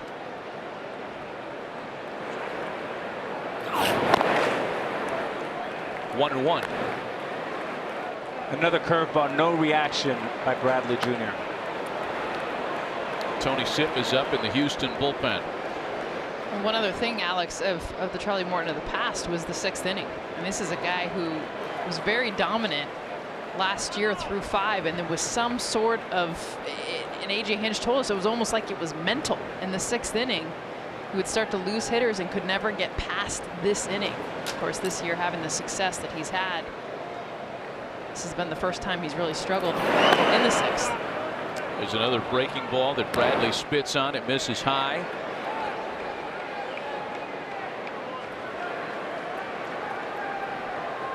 Morton pitched out of trouble in the 3rd and in the 4th. 2 balls and a strike to Jackie Bradley Jr. Late on a fastball that time. 3 breaking balls and then comes back with a 96-mile-an-hour fastball. You're seeing very weak swings on fastballs, not on breaking ball. That's a reverse reaction for Morton. It must be confusing.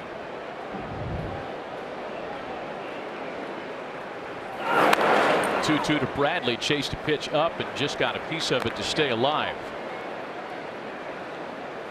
This is a part of the order, and you know, you don't have burners on base, but you have good base runners on base, where I don't think any of us would be surprised if perhaps Alex Cora got creative. Bottom of the order. He's got no Betts, no Devers in the lineup tonight. And once again, Jackie Bradley Jr. is struck out. Hey, anybody want to play catch with a 14-time All-Star?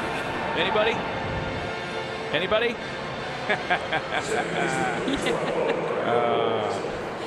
I have a lot of friends. I begged. J.D. Davis came out though. There he is. That's not easy to do too. JD, what a nice guy. I just added him to my Christmas list. Way to go, JD. You know, in JD's defense, he had no idea that you were standing up there looking for someone to play catch with. It's like, who's that guy that looks like Alex Rodriguez up there? He didn't miss much. Fastball that misses up to Brock Holt, and it's a ball and a strike. Holt's 0 for 2 tonight, and the bottom of the Red Sox lineup, Bradley, Holt, Swihart, and Leone are 0 for tonight, and they have had opportunities.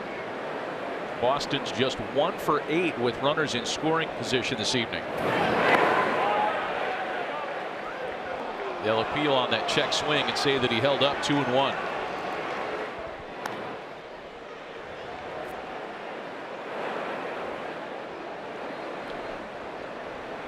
Good pitch and a good take. There's a perfect example of Charlie Morton's best curveball. 1-1.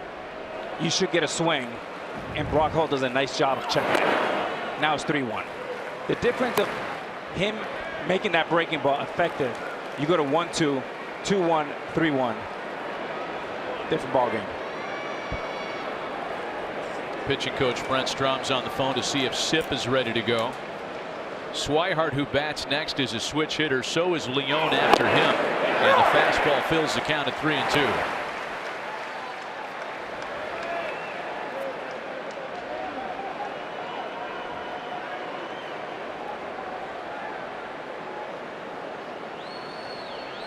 Morton approaching 100 pitches at 97 and counting, just trying to keep this a 2-run ball game. This could be his last pitch. It's hit a bunch out to center field.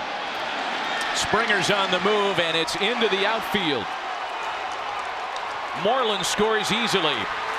Nunez scores. Into third goes Holt.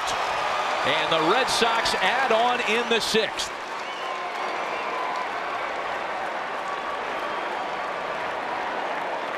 And a terrific at bat here by Brock Holt. Go back to the 1-1 pitch where he checked it. Goes to 2-1, 3-1. And then Morton starts forcing the fastball in there. 3-1 and again 3-2. One too many fastballs. And Brock Holt with the base hit of the game so far, a triple.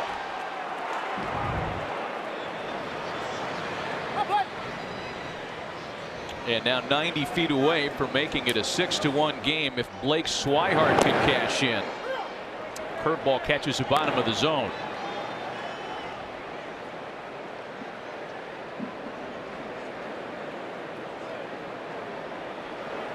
The 6 through 9 part of the Red Sox lineup had been 0 for 9 before the Holt 2-run triple. And that's bounced up the middle. Scoring easily is Holt, and it is a 6-1 Red Sox lead.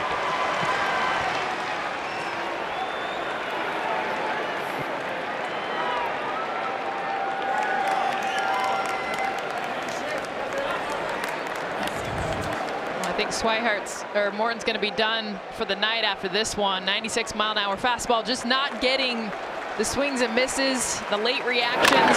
Swihart does a nice job bouncing this up the middle off the mound to get a hit. Morton unable to survive the 6th, our first pitching change, and we'll be right back.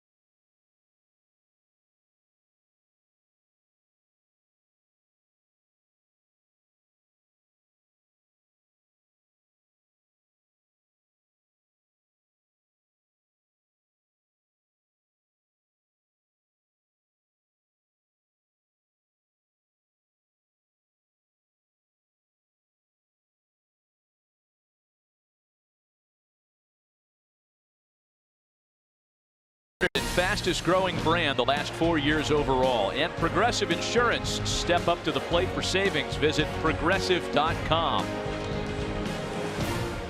We have an accident and injury insurance policy out on Alex Rodriguez tonight as a result of playing catch. Are you going to be able to drink coffee tomorrow and lift your right arm? How you feeling? The ice is on the way.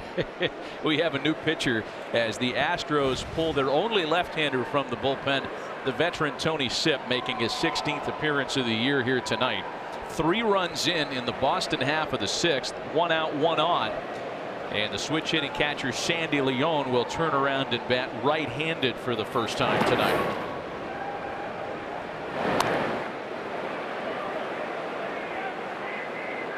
Leon a strikeout victim twice. 2 of the 7 posted by Morton before his exit here in the 6th inning.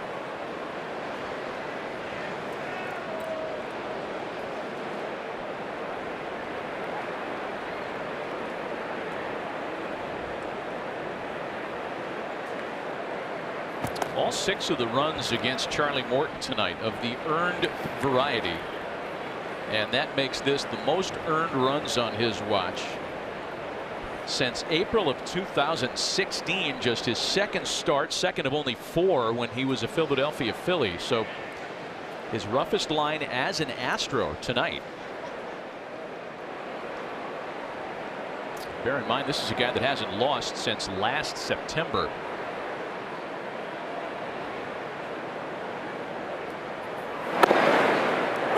Sipp hits the corner. It's 1-1.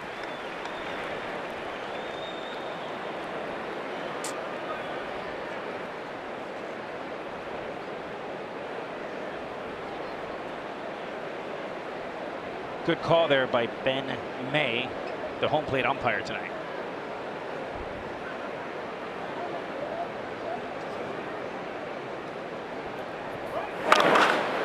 Leon sends a ball out to left. Davis has it, and there are 2 away.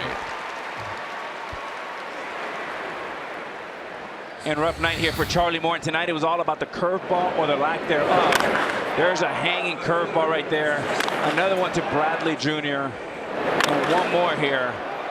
And then you see 3 fastballs back to back, all flat, all very hittable. And 1 more rocket up the middle, almost like they know they're coming. Tonight, folks, 28 curveballs. They swung at 11. They only missed 3. That is more mentally devastating than anything else, and that's why you see the deflated Charlie Morton. Well, a guy who had the highest whiff percentage in all of baseball on that pitch coming into this game. So that's a pitch. That's his money pitch. We talk all day about his fastball, but it's the curveball that normally works for him. And what you saw tonight, what you explains why he struggled his early days in Pittsburgh and some in Philadelphia. Forced to throw the fastball. That's not a good feeling. And right now he's wondering what went wrong. Andrew Benintendi was a big part of his trouble tonight. A double and a home run as he takes a strike to fall behind Tony Sipp. 0-2.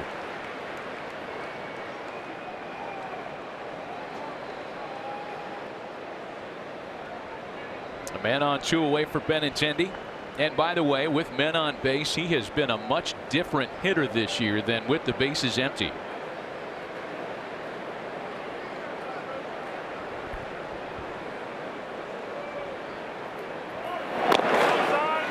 Runner goes. Throw down to second is in time to ring up Swihart.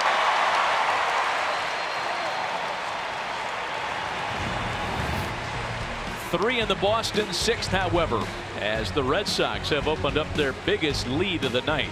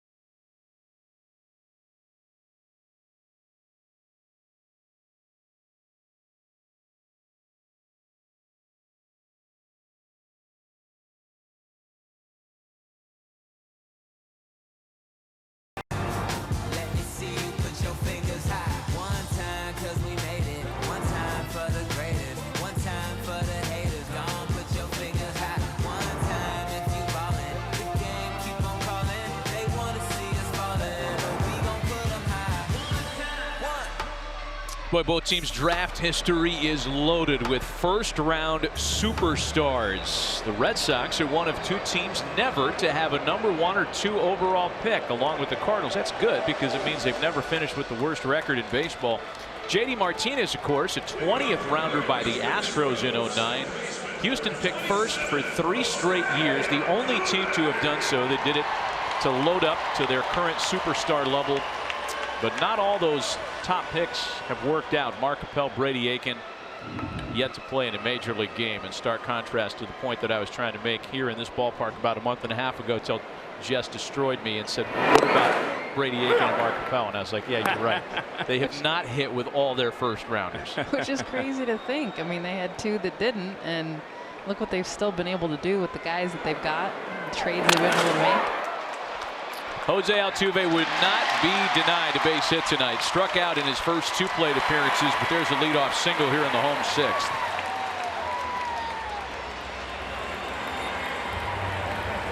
You know, it's interesting when you go back and look at your favorite team's draft history and go back to a time before the internet made all these players household names. And some of the misses, it was a very inexact science back in the day.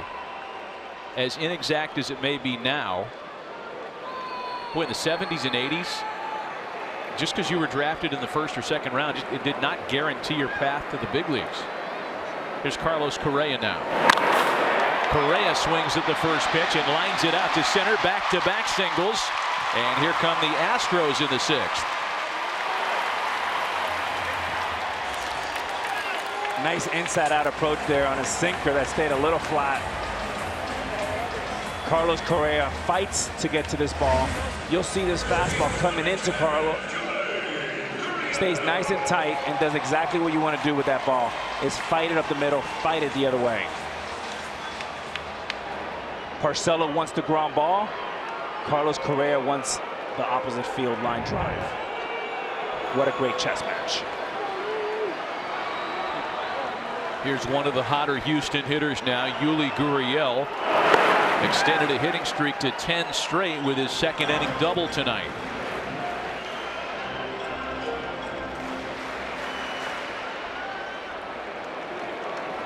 One 1-0 to the Cuban import.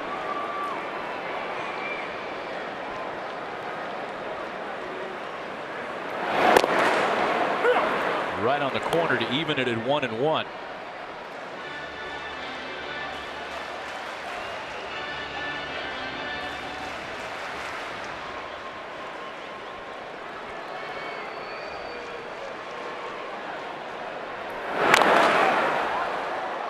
Ball and 2 strikes now.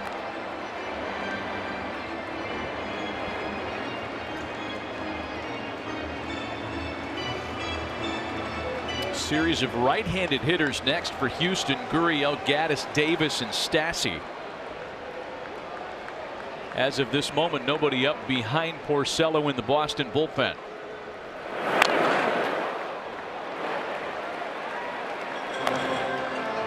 See the Astros at home. Altuve, Correa, and Springer finish up this homestand with a quick 2-gamer against the first-place Seattle Mariners on Tuesday and Wednesday. Don't miss any of the action. Get your tickets now at Astros.com. What do they call that guy up there that's in charge of the train? Conductor? No, not conductor. That's what I get for asking. What is that, a Stanford word? You're confusing me over here. Bobby Dynamite is the gentleman's name.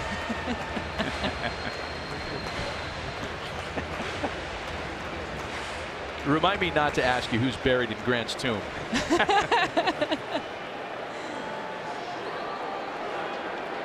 2 balls and 2 strikes to Gurriel.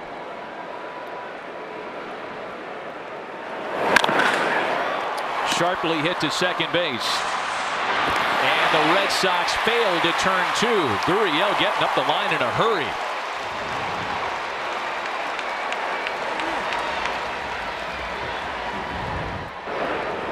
Gurriel hits the ball sharply here. Should be a double play, but does a nice job hustling down the line. Speaking to him yesterday, he's working on his diet, his conditioning, and his speed. That's a nice example of his newfound speed for the Cuban first baseman. Yeah, I don't know that the Red Sox did anything wrong there, Alex. That's just an example of the player beating out the double play. Yeah, sometimes you don't anticipate when a guy wants to run. That's why when you watch games, sometimes they're not running all out, and that's part of having a clock as an infielder. Hall took a little bit too much time there at second base. So here's Evan Gattis now, hitless tonight so far. Just 1 for 10 in the series, but the one was a home run on Friday. So if you're Gattis right here, you've had 2 at-bats, you've seen around 11 or 12 pitches, you've only seen 1 fastball. A great spot for him to look for something soft to try to hit one right over our heads right here. 0-1 to Evan Gattis.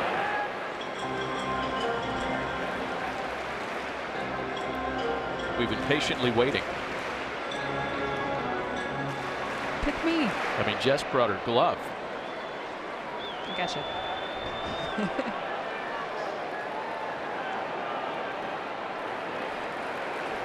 Runners in the corners for Gattis, who lays off a fastball. It's a ball and a strike now.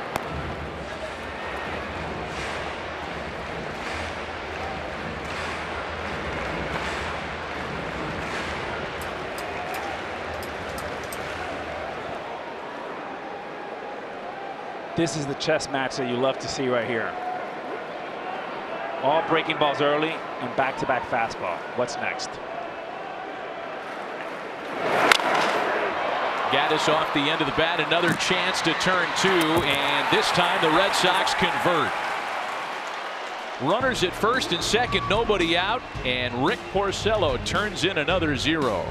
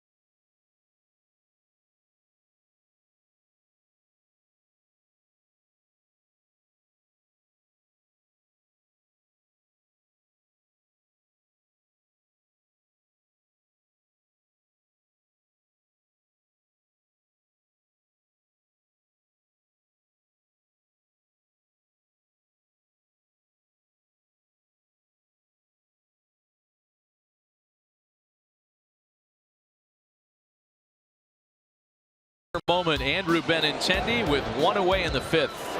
His 9th of the year that made it 3-1 Boston, and the Red Sox haven't looked back. A little flat breaking ball there, almost like he knew it was coming, put it on a tee for him, and just a Ted Williams-esque swing. Benintendi, Bogarts, and Martinez against Tony Sipp here in the 7th. Sipp came on in relief of Charlie Morton last inning and retired Sandy Leon to end a threat. Not before the Red Sox added 3 to their lead, and they lead it 6-1 as we start the 7th.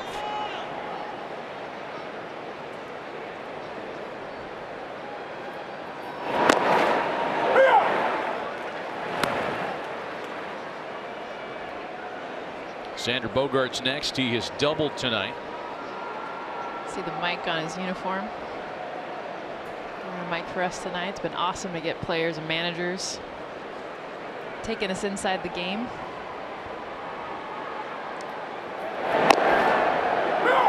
Good slider in for a strike, and it's 1-2 now. A night like tonight with the Red Sox on the board, 6 runs on 9 hits through 6 innings, you'd think that JD Martinez would be in the party. He has hit the ball hard in all 3 of his plate appearances, but is hitless to show for it. He'll bat 3rd here.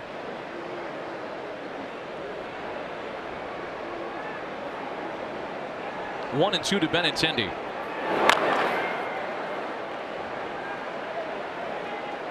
Was not that long ago that Andrew Benintendi was coming out of the June draft, and again it's tomorrow night on MLB Network. And when Andrew began his major league career, had a brief audition at the end of a call-up season. He looked pretty good against left-handed pitching. But there were times last year where he was a did not play manager's decision against left-handers. That part of his game is evolving.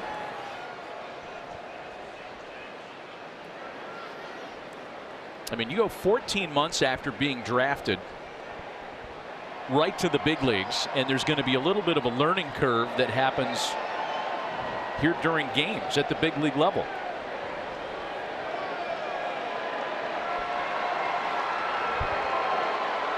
Especially because of the knowledge from college to the big league level that they have on your weaknesses. And he knew he was rung up. Jess mentioned earlier Xander Bogaerts wearing a microphone tonight, and earlier he explained the play in the 3rd when he was thrown out trying to advance on base. All right. I saw something way different. I saw him like stumbling. Who stumbled? The center field. I mean, that ball when it's first hit, I was hoping it would get over his head. Yeah, I thought it was. But he plays deep. So My bad. A couple of tough right-handers due up for Boston, so Houston is making the move to the bullpen for Colin McHugh. A pitching change here in the 7th with 1 out and the base is empty, and we'll be right back.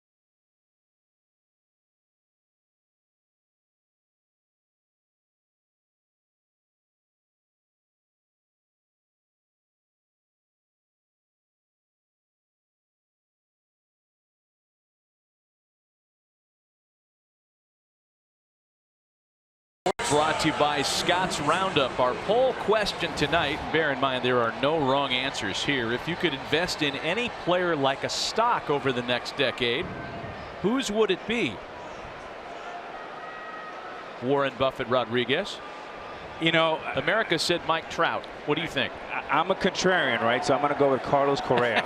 Okay. The ability to play shortstop and hit with power in the middle of the order. And 23 years old. Got over 100,000 votes on that particular query. Here's Xander Bogaerts to go to work on the new Houston pitcher, right-hander Colin McHugh. Formerly the number 3 starter around these parts as recently as their 2015 postseason run. Colin has settled into bullpen duty, and he's been very effective for A.J. Hinch and Brent Strom. You're going to see that elevated fastball and a wipeout breaking ball.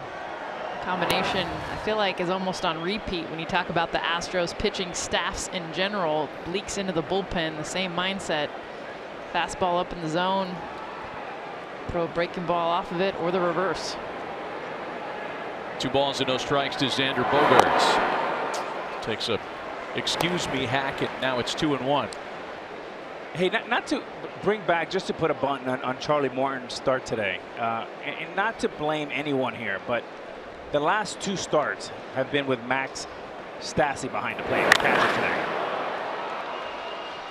High fly ball out to right center. Springer's got it.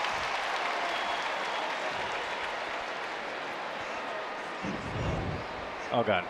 Well, we're going to table that topic. Is that Jennifer Lopez? Wait a minute, that's legendary TV producer Glenn Diamond. Is she sharing ice cream? You're so sweet, too. You asked her if she had more spoons so we could all share. Team player. That was some really good ice cream. She's mad because I ate it all.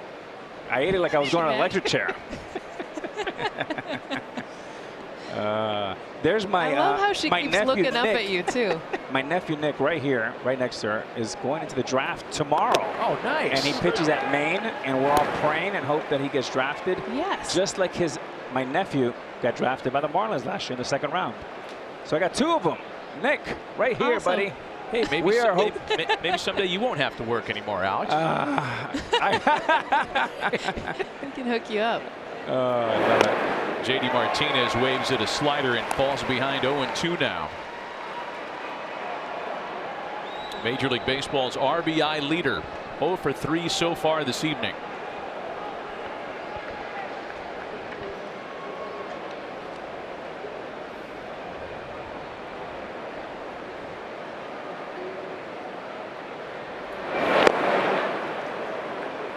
And we're talking about Charlie Morton and his last 2 starts against the Yankees and against the Red Sox.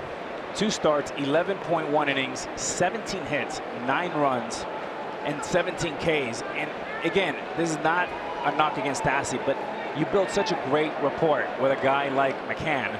And obviously you saw the result, World Championship, and one of the best Game 7s you can ever see.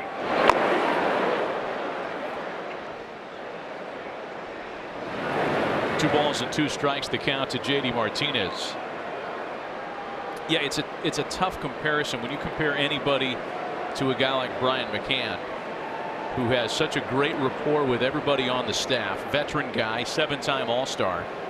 And Stassi, a younger player, who, by the way, the Astros like a lot. A.J. Hinch pointed it out to us today. He's made great strides, and they're very pleased with Max. But the numbers are what they are, and when you have a frontline catcher and he's unavailable for 14 days, you miss him. So here are the ERAs by starter, and you can see the big difference with Verlander in particular. Charlie Morton was the guy, ironically, that Max had the most experience and the best success with. That was unable to translate tonight.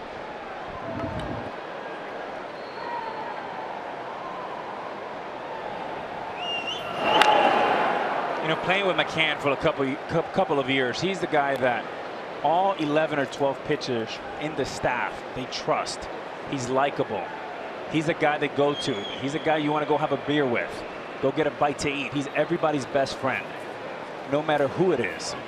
And it's hard to replace that, no matter who it. Nothing against Stassi, but no other catcher.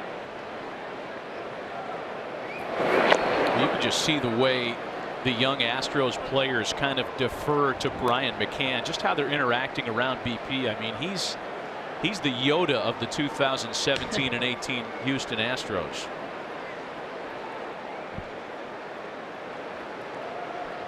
A full count now, 3 balls and 2 strikes to JD Martinez. The Astros load up the left side of the infield. Here's the full count pitch, and the slider strikes him out. More good work from Colin McHugh. A lot of star power in Houston tonight on a night that the Red Sox lead at 6-1.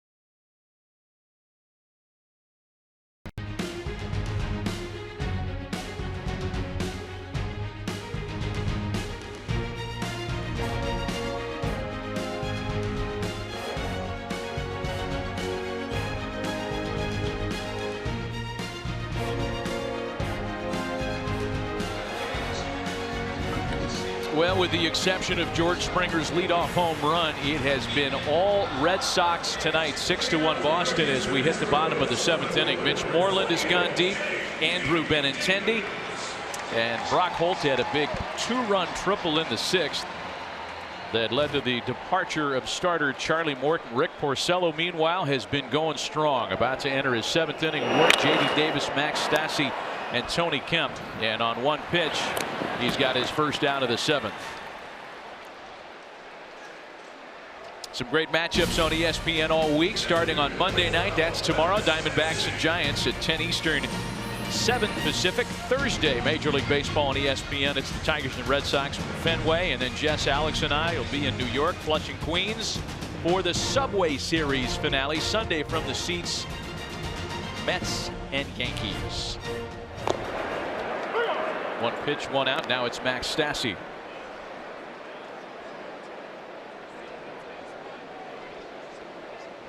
You can relax and stay a while, you know.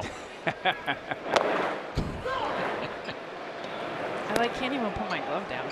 Like I try, like I'll put it down and then like it ends up on my hand again. Like I feel like I'm playing. And we got a righty up, guys. Every time a righty's up, you gotta be ready. Well, I think that the fact that Rick Porcello had not allowed a home run to a right-handed batter all year until Springer got him. If we see 2 tonight, color me surprised. He's been a lot of fun to watch tonight. And, you know, it's hard to imagine because Rick Porcello began his major league career at such a young age. 27th overall pick back in 2007 out of high school. At 19, he got to the big leagues.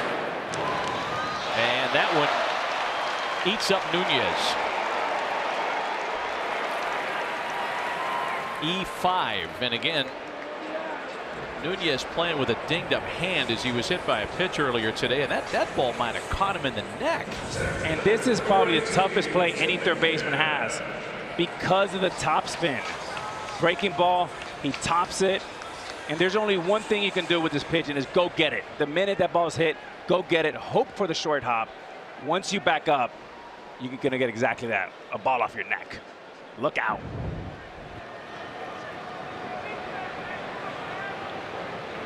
Says he's okay, and now it's Tony Kemp with the man on and one gone.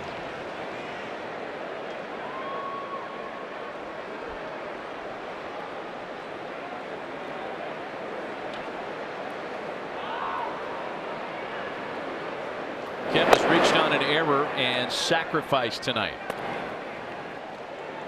You know, you've seen 2 mistakes defensively, one by Moreland earlier, one by Nunez now, both of them with the drop step. So kids, if you're out there listening, when in doubt, attack.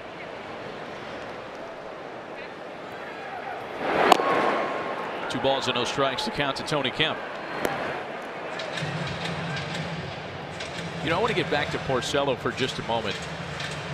Because again, he started his career at such a young age. He's been around for such a long time. He's still not even 30.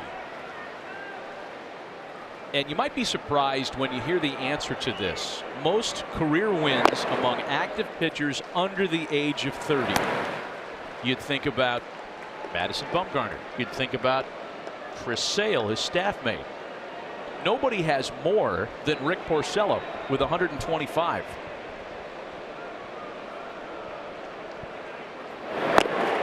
And there's ball 4.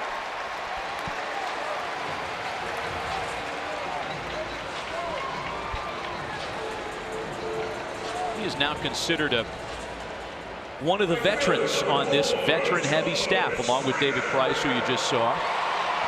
We talked to Rick yesterday and asked him about his place as a veteran, because when he was a young guy breaking in with the Tigers and he had the likes of Max Scherzer with him, Justin Verlander, he was the guy that had to wear it in terms of the rookie hazing stuff. Here's Springer now with 2 runners aboard. Oh, look out. That one came and got him. Springer hit by the pitch, and that'll load the bases, and that's scary.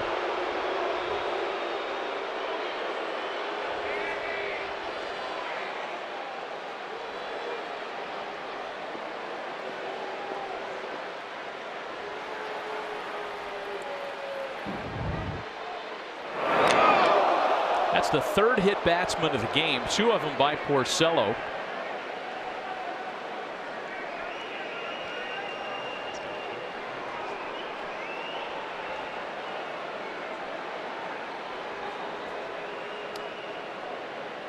And luckily that, the optics of it in real speed, it looked like it got him on the helmet, but his shoulder, his triceps softened it before it got to his head, mercifully. And it looks like George is okay to continue. So without a base hit, Houston has loaded the bases on an error, a walk, and a hit batsman.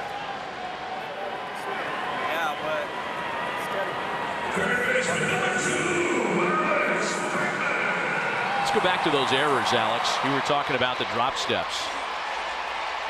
Yeah, Moreland, who's a Gold Glove winner, and he's fantastic over there, just makes the mistake of taking a drop step rather than attack.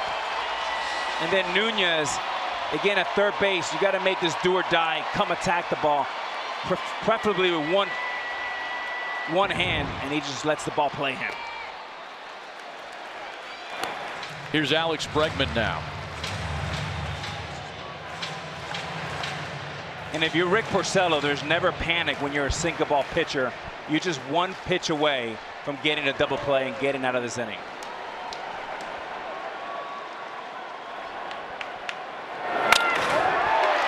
Bregman lines into left field. Stassi scores. Kemp runs well. He scores right behind him, and the Astros are right back in it.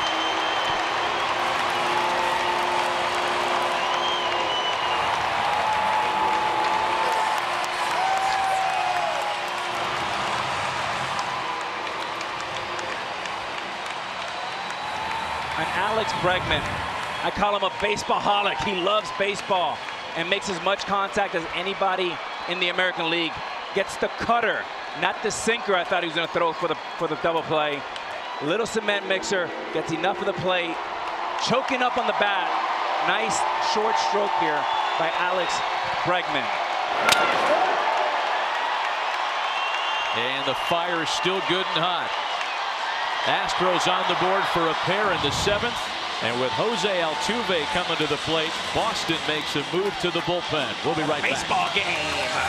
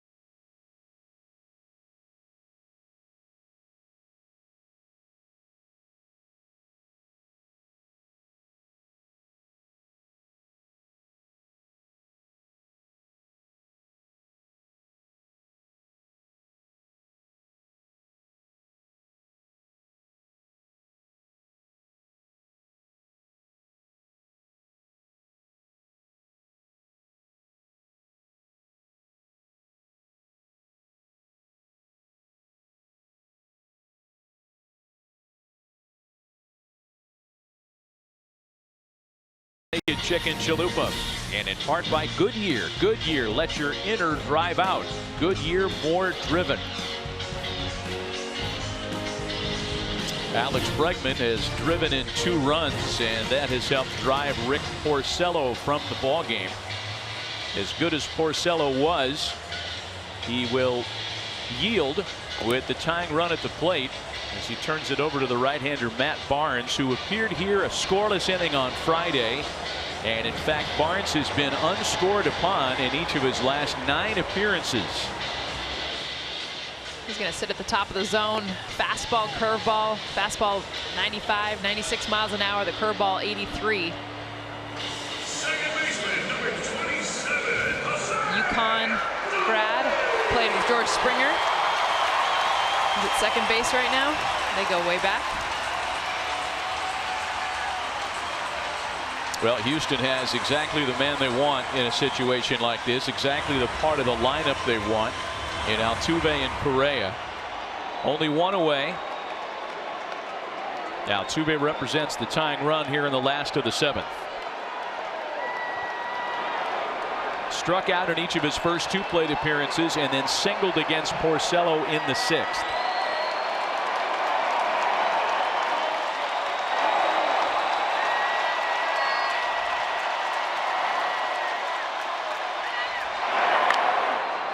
Curveball's fouled away. Matt Barnes, by the way, has not allowed an inherited base runner to score this year. He has stranded all 7 that he's inherited.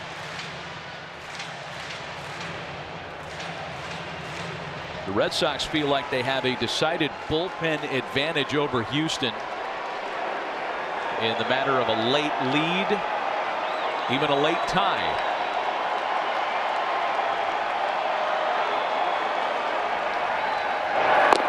Another curveball, this one in for a strike to make it 0-2. Back-to-back breaking balls, and it's tough to figure out how to throw Jose Altuve. If you look at the hits even just this season, I mean, he's ridiculous. Look at it, not only cover the strike zone, look at the pitches outside the zone, in, low, up, down. There isn't a weak spot for Altuve. It's how you set him up to get him out. Right now, back-to-back breaking balls. Expect him to come hard here.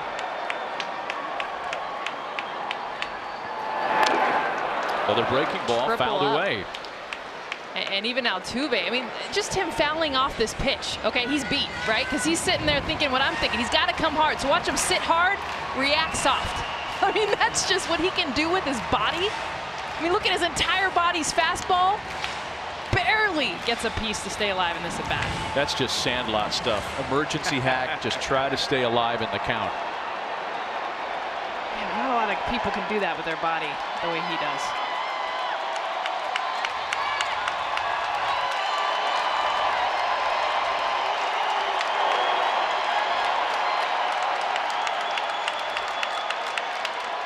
The next 0-2. There's a fastball that stays high.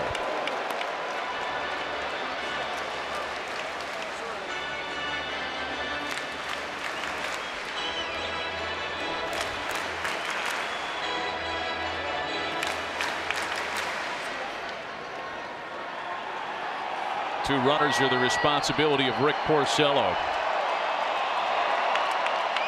Strange variety of circumstances led to the 2 runs here. Error, walk, hit batsman, then the 2-run single.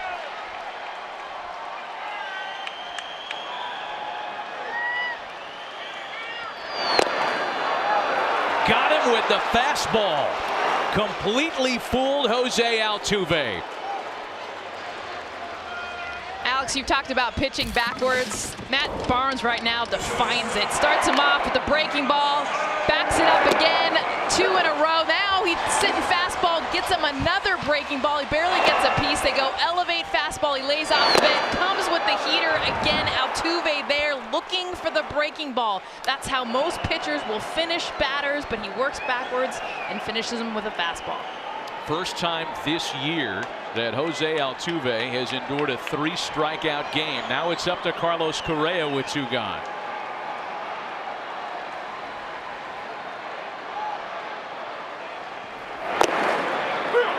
And the fastball starts Correa with a strike.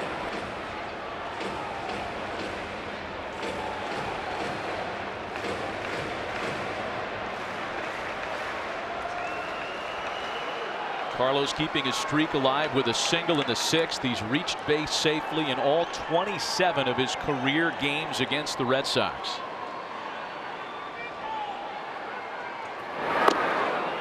Curveball puts him behind 0-2. Well, Sandy Leon is doing a terrific job back there, just playing pitch and catch with Barnes. The combination of fastball, curveball, fastball. has both All-Stars completely off balance. Right now, you can do pretty much whatever you want. You can go up top with a 96-mile-an-hour fastball or throw that 11-5 hammer hook. He's also got a splitter that he added this year. You can sneak in there every now and then when you think you know what's coming.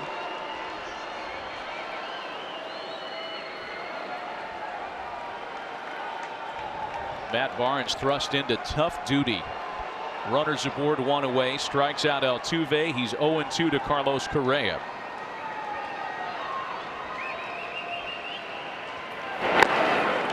Buried a curveball that time. A ball and 2 strikes.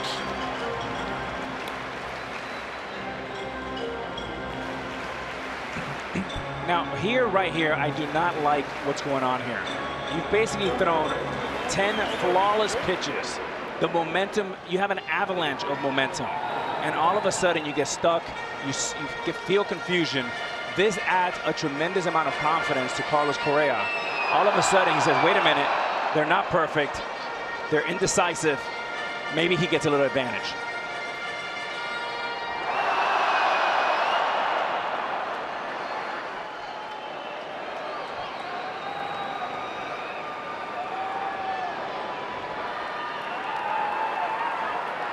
Ball and 2 strikes to Correa, who has homered twice in the series. Spikes another one, 2-2. And what happens here, if you're Carlos Correa, you go from 0-2, they start doubting themselves a little bit. They're not on the same page. It gives your heartbeat an opportunity to slow down. Slow down to a point where you can actually be a much better hitter.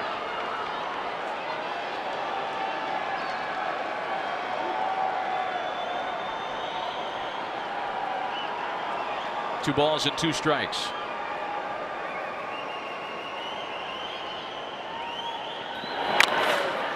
Breaking ball bounced up the middle. Bogarts trying to win the race to the bag, and he will. Bregman saying take another look.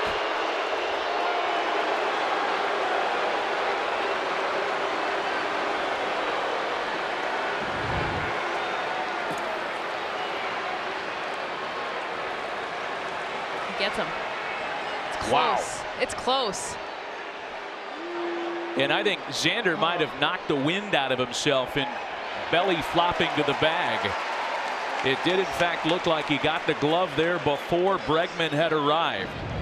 Well, and is there enough to overturn it to think he's safe? That's the biggest thing. And Phil Cousy in perfect position to make the call. The problem is there is no bag sound. That's the tough one, is a visual. Without the sound, it makes it that much more difficult for Phil Cousy, the veteran second base umpire. So Houston challenging the call on the field at second. We'll take a look at this from multiple angles as they will back in New York. Tough to get any real read from that or that. How many cameras do we have? No, we're going to pop around and give you all we got. Oh, I don't know. That one looks like he gets in there. It does. It sure does. You mean Bregman? Yes. Looks like Bregman's safe. Looks like Bregman, yeah. Well, the fans are reacting to the same series of replays that you're watching at home. You guys have him safe, and I have him out. That last angle from behind second base, though, looks like Bregman's safe right there. I'm changing my mind on this camera angle. Bregman's foot. Gosh, it's so dang close, though. Is it enough to overturn it?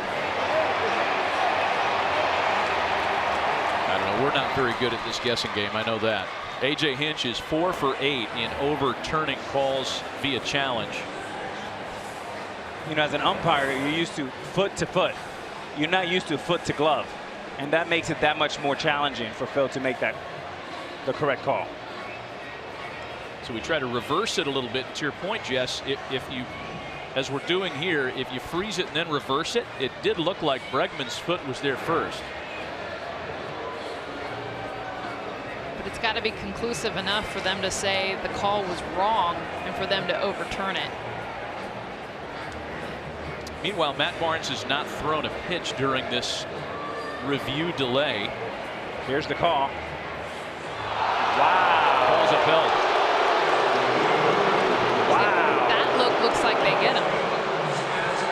Nice call, Phil Cousy. Astros settle with 2 in their half of the 7th. On to the 8th in a now 6-3 Boston lead.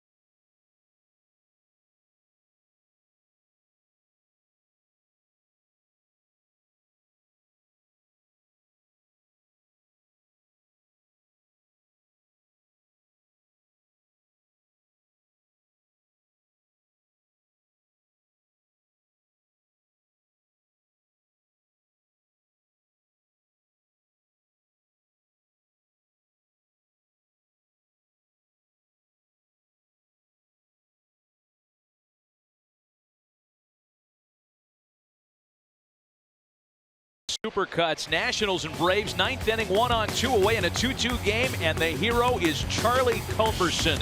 A pinch hit walk-off homer. Second time this week that Culberson's homer to win a game. And the plucky Braves take 3 out of 4. Wow. From the Washington Nationals to stay on top. That was a cool moment because we were sitting in AJ Hinch's office prior to the game doing our manager meeting when that happened. And he immediately stopped what he was saying, was like, another walk-off? What's this guy doing? The Dansby Swanson look-alike. I mean, Charlie Culberson has this flair for the dramatic. His last 3 regular season homers have been walk-offs dating back to last year with the Dodgers. Mitch Moreland leads things off against Colin McHugh, serves the ball out to left. It gets away from J.D. Davis. Moreland on his way into second. The throw there is in time to get him.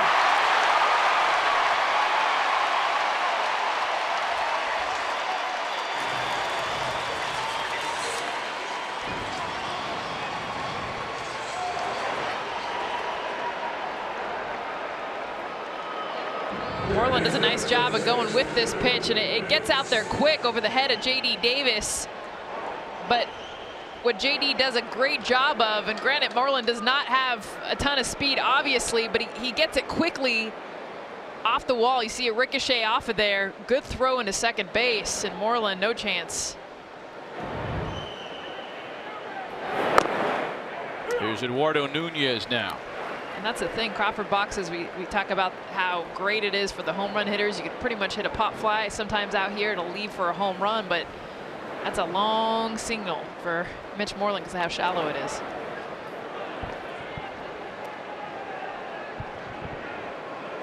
Cork giving him. You got no business going a second. What are you thinking? Saying you just got thrown out by a first baseman, by the way, too. That was just the 3rd big league start in the outfield for J.D. Davis. J.D. Davis is a nice player. I mean, the Astros are so loaded with talent. Davis is a guy that was here on opening day, struggled, began the season 1 for 16 with 6 strikeouts, sporadic playing time. That's fouled into the corner.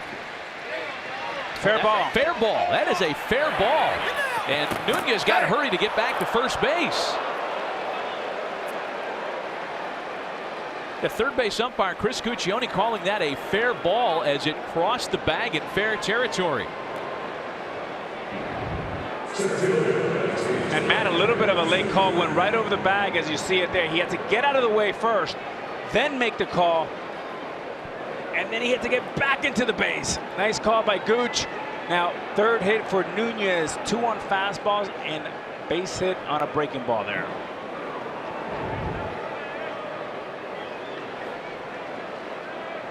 So back-to-back singles, but only one man aboard thanks to the Davis throw. And now it's Jackie Bradley who could use some good news tonight. 0 for 3 with 2 strikeouts.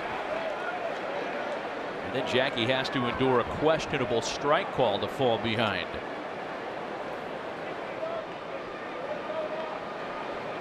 You saw Mitch Moreland get thrown out there. When you're the Red Sox and you're up by 3 in the 8th inning, it allows you the ability to be aggressive, sometimes over-aggressive. If you're down by 3, Moreland never tries to go to second and extend that single. 1-1.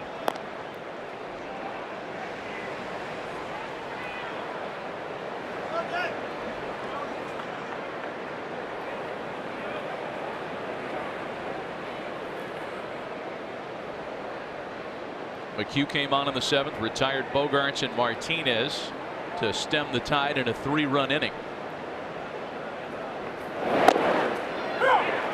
Wouldn't be surprised to see McHugh given a chance to finish the game should he navigate through the 8th without any damage.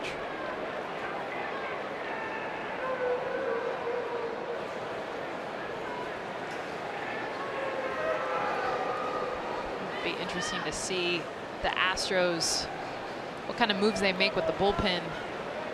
We head towards the deadline in July. I feel like when you circle some of the weaknesses, that's one of the few.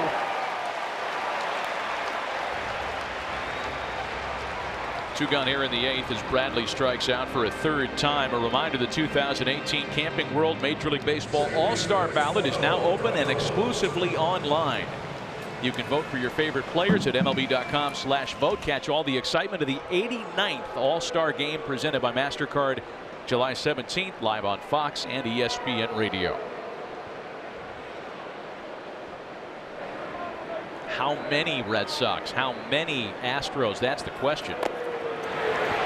There goes Nunez, throw into second base, gets away, but Nunez is unable to advance. Boy, Eduardo has really gotten beaten up tonight. Nuni, they call him Nuni, Eduardo Nunez, a natural-born runner. Came up with the Yankees, was my teammate in New York, and a guy that's very aggressive, a very good and aggressive base runner. Been on base 4 times tonight, 3 base hits and hit by a pitch. Gets battered at the bag there. He took a ground ball in the neck. Hit in the hand with a pitch. He's going to need a couple of buckets of ice tonight. So hold with a 1-0 count and a runner in scoring position. And that one gets away from Stassi. And that's a cross that they should go. They'll be talking right now after this pitch and get together in the signs. Stassi was expecting a breaking ball and he got a fastball. I'm surprised they're not talking. Right here, he's expecting the breaking ball and you get the fastball. And that's a great way to break your hand or a thumb. Dangerous.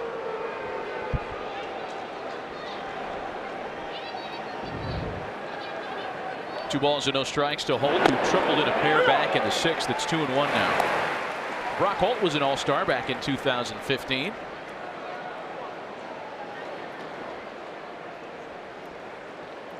From Texas, went to Rice University right down the street.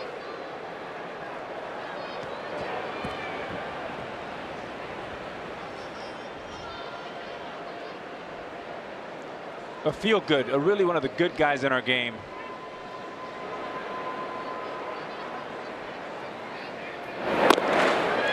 On the corner to even the count of 2-2.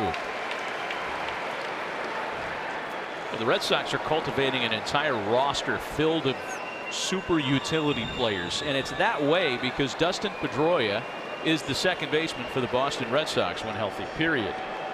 Mookie Betts came up as a second baseman. He had to learn how to be an outfielder. Holt, second baseman, has to bring a bunch of gloves to the ballpark these days. Same of Blake Swihart, who waits on deck. Tony Kemp, second baseman turned outfield. In fact, Tony Kemp was the second baseman at Vanderbilt, which was the reason why Mookie Betts, he came on his recruiting trip with Tony, said, I can't come to Vanderbilt, you're the second baseman. And Tony tells the story, he's like, you're Mookie Betts, like you can play wherever you want.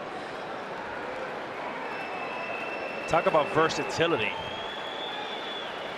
Still 2 balls and 2 strikes on Brock Holt. That's served into left center.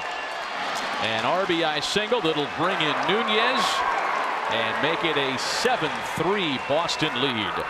That's 2 really great plate appearances from Brock Holt in this game. Well, just how he battles and, you know, gets himself into a position, especially with this pitch. And it's not the big, huge home run swing. And Alex, I know you love this. It's more of the contact. And because he's looking for contact, he's able to hit a breaking ball at 78 miles an hour. And it's got even late movement on this pitch, but he stays with it. You just watch that barrel smooth. You talk about one of the greats of the game. It's not always the big power hitters that, you know, are one-dimensional. I mean, he plays a multitude of positions, and he has a multitude of ways that he swung the bat within that at bat. So here's Swihart now, and he takes a strike. And what you like about this inning for the Red Sox is you get Nunez with the base hit, you get the stolen base, and then you get the 3-2 breaking ball. Base hit, RBI. That type of game plays in October. That's good news for Red Sox Nation.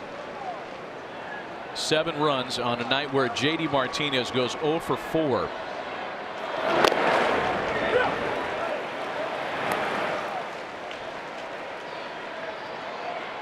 See the defensive shift alignment that the Astros are in as they load up the right side of the infield with Swihart in hitting left-handed.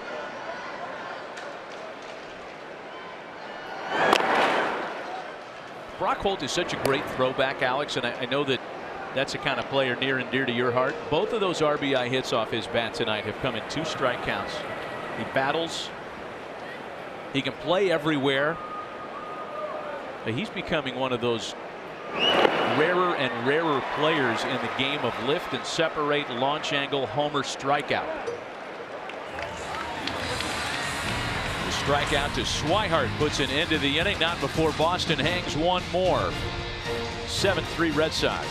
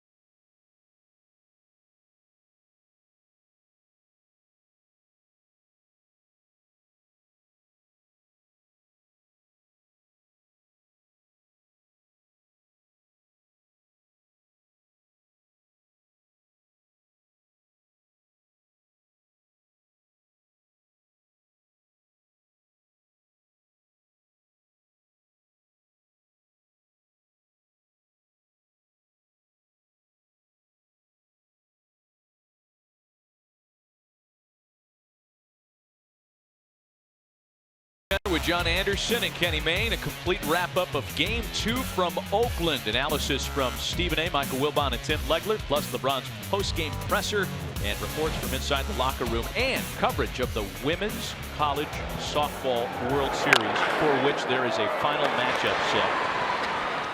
Bouncing ball gets the first out of the books here in the last of the 8th at SportsCenter next on ESPN and the ESPN app. And I think I know somebody who has been following that softball event.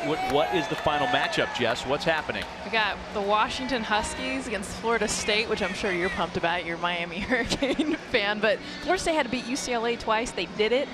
Final start tomorrow, 7 Eastern, and I am pumped. I'm getting on a flight tomorrow, heading back to the finals. UCLA got bumped earlier today. It was going to be an all Pac-12 final, but some good teams, I'm telling you. Matt, I'm watching. Are you watching, Matt? I'm watching because I had you guys picking teams beforehand. Yes. You guys are in. Because the Pac-12 has to represent something. There's a softball. Oh, yeah, got my glove. I'll be wearing that tomorrow night, too. Here's Evan Gattis with one gone. Double duty Mendoza. Softball, baseball, same week. How you holding up, by the way? Oh, are you kidding me? Well, first of all, I'm sitting in the stands here in Houston. I mean, if you can't get up for this, I don't know why you can't. And then championship softball, there is nothing better than calling any kind of finals. You've done a few yourself. They're getting their money's worth out of you this week. I know that. Yeah, those games are exciting. You called the Athens Olympics softball. The singularly most dominant team performance in any sport ever witnessed, by me at least, and by a lot of us. That was a fun year. Ball and 2 strikes, the count to Evan Gattis.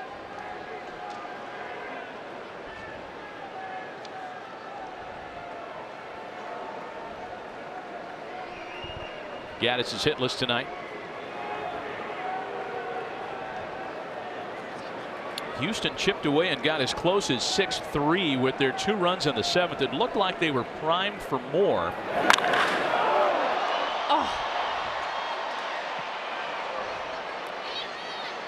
I mean, this is so Evan Gattis. I mean, first of all, he looks like a lumberjack. The way he holds the bat, no batting gloves, and watch the lumberjack swing.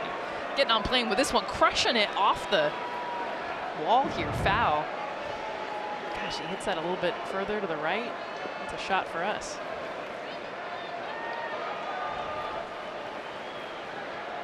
Still a ball and 2 strikes to Evan Gattis. Houston had runners at first and second with 2 gone in the 7th after they had scored the 2 runs.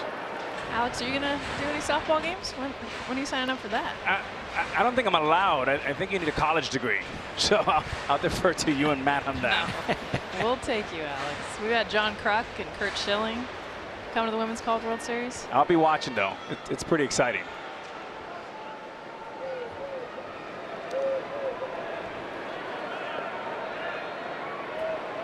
Two balls and 2 strikes to Gattis.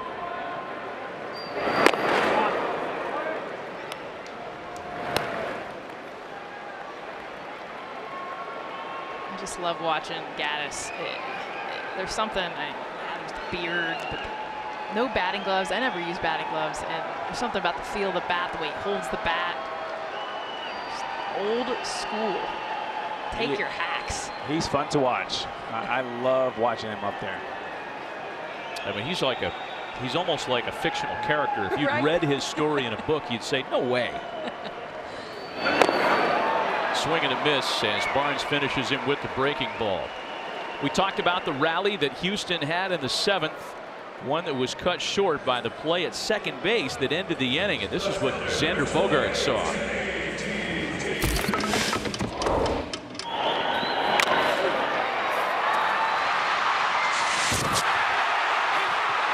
That looks safe right there. Whoa!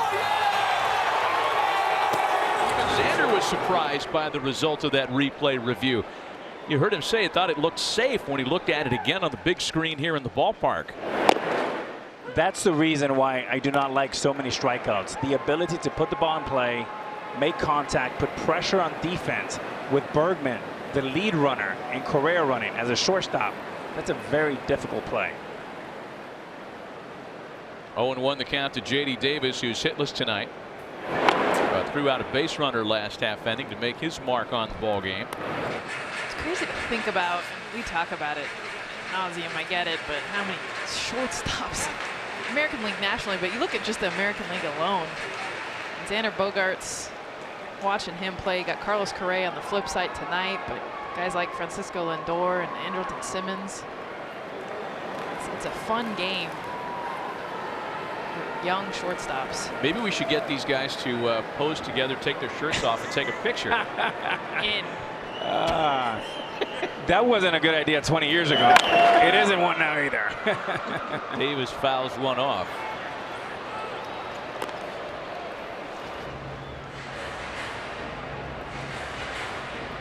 Cal State Fullerton represented well tonight in this game. Chris Davinsky and J.D. Davis. Cal State Fullerton, also known as Phil Nevin U. They're up on my Cardinal right now in the regionals. They beat them last night. Walk off in the bottom of the ninth. They're leading them 1-0. They knock out my Cardinal. I'm not top seed. Ball and 2 strikes to J.D. Davis.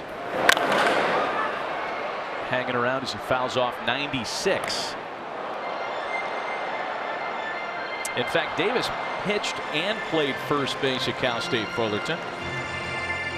Not uncommon at the college level to have a double duty star.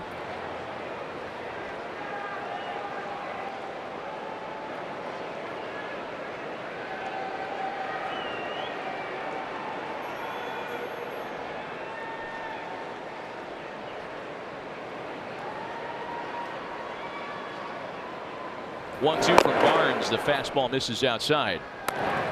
Matt Barnes is like the American League equivalent to Pedro Baez.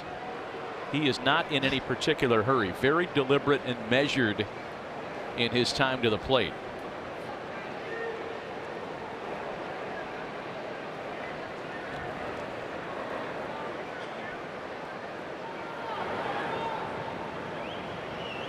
The 2-2. And it goes to a full count now.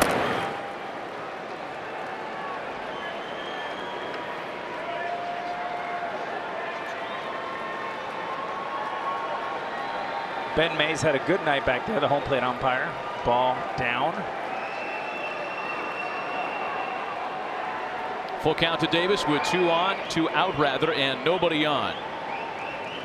Payoff pitch. Knocked down at first by Moreland. To Barnes covering in time for the out.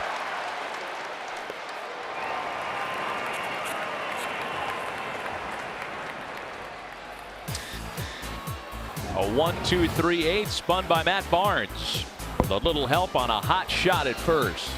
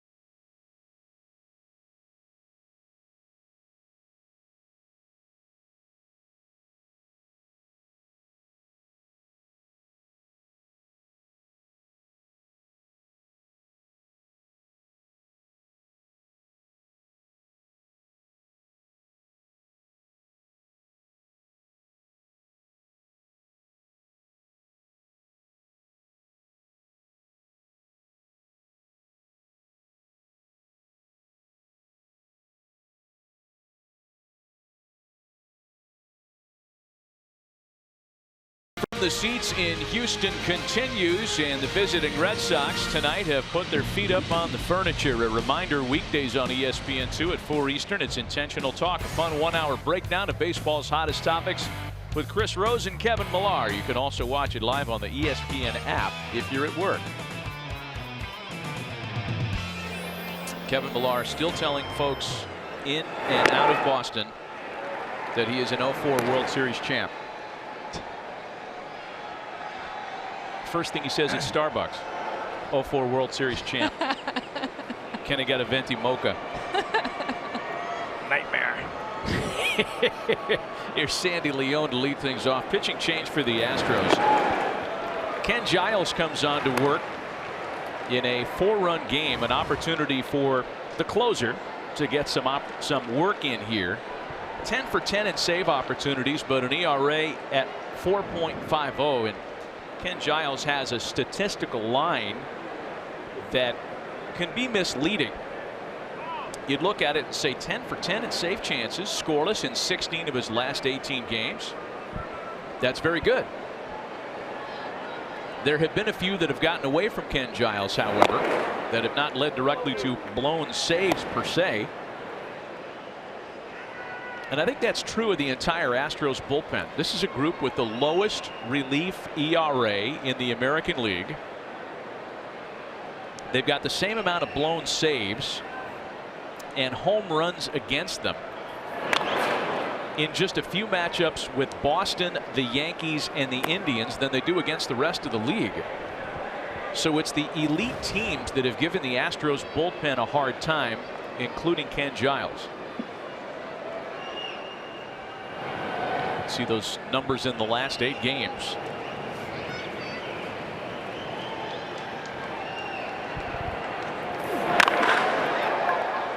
Hit well out to left center field. Davis will play it off the wall. And Sandy Leon's got to settle for a base hit on that ball. Well, he learned from his teammate, Mitch Moreland, who got thrown out on a ball hit out in left field. Got thrown out pretty good too, but Sandy Leon drives this ball into center field. Your catcher's not going to be the one known for his speed, and takes a big round turn coming around first base, because where he hit it in this park is one of the deeper parts, but puts on the brakes. Nope. Stay right here. So back to Andrew Benintendi now after the leadoff single. That's got to be such a tough pill to swallow for a hitter, Alex. You know, you put a charge in a ball, you've hit it well. I mean, that screams extra bases, and you got to wheel up after first base and be satisfied with the single. It's deflating, because when you hit it, you've hit it 100 times. You know that's a double off the bat, and you're going back, hustling back to first base. Bottom of the Red Sox order has really come alive late in the game, as those numbers indicate. There's a breaking ball from Giles in for a strike. And you know, when you think about AJ Hinch, I like this move by AJ, putting Ken Giles in the game. Here's a guy with supreme talent, plus fastball, plus slider. What he has to do is control the big moments, the emotions, looking to perfect the sequencing.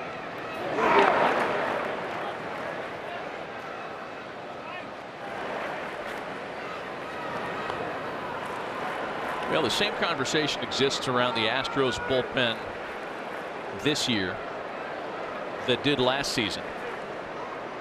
And it's that they are mentioned as being among those teams that will be looking for relief help around the deadline.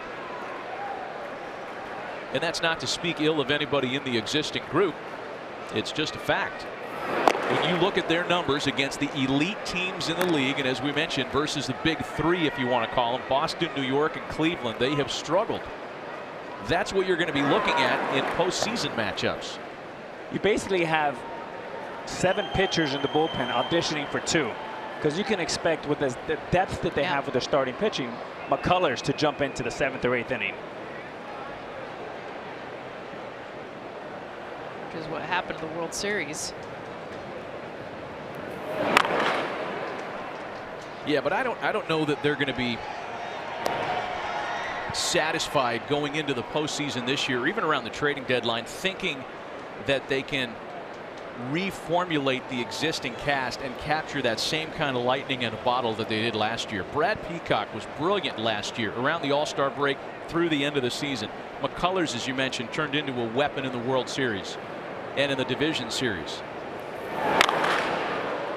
To go get that pure reliever, that Zach Britton, that Kelvin Herrera, is going to be quite a premium on players like that, and I think the Astros will be among the teams involved in those sweepstakes. There's no question about it, Matt, and the thing about it is that's why when you look at metrics, when you look at the big picture, the macro, it doesn't really matter what it all says. What matters are the 4 or 5 teams you've mentioned that they struggled, because those are the teams you're going to have to beat in October. Expect Jeff Luhnow to go out and get a prime time closer or setup man. It's a wave and a miss by Benintendi.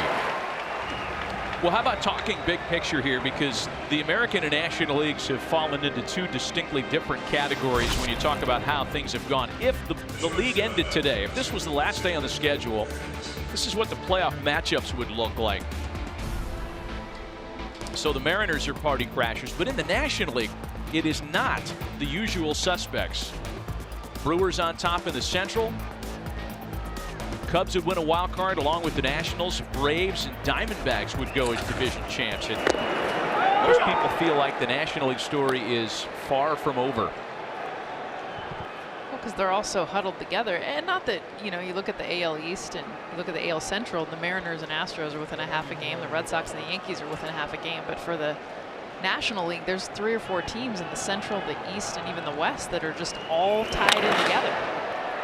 That's roped into the corner in left, and it'll rattle around.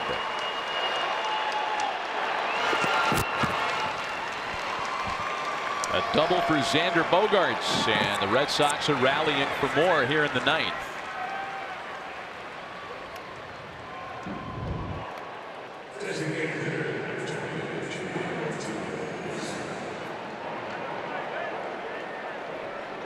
Yeah, pitch right down the middle there. And Bogaerts does such a good job with this flat swing here. Good balance, great contact guy, and another double. He's become a doubles machine the last 3 years.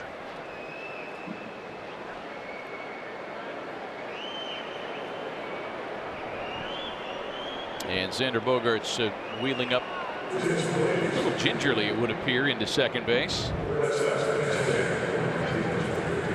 And the Red Sox now are sending up a pinch hitter for JD Martinez. Sam Travis will hit here. And as far as we know, there was not an injury situation with Martinez, though it's hard to tell at the DH spot. We don't have a chance to watch him on the other side of the scorecard. If something happened on a swing, it went unbeknownst to us. He struck out on a slider his last at bat. His first 3 crushed every single one, even though he didn't come up with a hit. A lot of times a manager like Alex Cora will give their hitters, their star player, a break. Let them go up, take a shower, take a little mental blow, get ready for tomorrow. They had a long flight after the game. The only thing I could think of in regards to Martinez tonight is that earlier in the night against Charlie Morton, he did foul a ball off his foot. Remember, off his toe. I believe that was in his first plate appearance tonight, first or second. And Sam Travis straightens out Giles. That one's into center field. It scores 2 more, and the Red Sox have opened it up here in the 9th. 9-3 Boston. Matt, you talked about Ken Giles and why his numbers can go so varying either way. They look good, but then he'll have these outings where it's more about command than anything. I mean, he's got a great pitch in his slider. We've already seen it tonight and what it can do. No one throws it more and has better numbers against it, but when he misses with his fastball, like he did to Sam Travis, big miss, set up outside and ended up missing inside, is when you see him get hit. Sam Travis was just called back up to the Red Sox yesterday, so welcome back to the party, Sam. And here's Mitch Moreland now.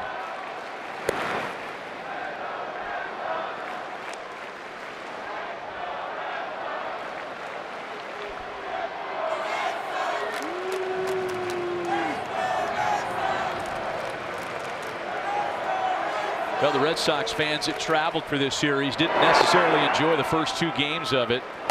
And yesterday's 1-run win gave them an opportunity to do what they're doing now, win and salvage a split here, that is.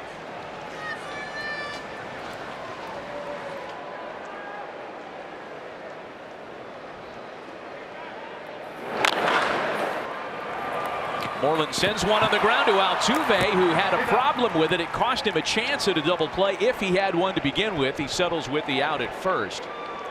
And there are 2 gone. Just a little while ago, JD Martinez talking with the Red Sox training staff and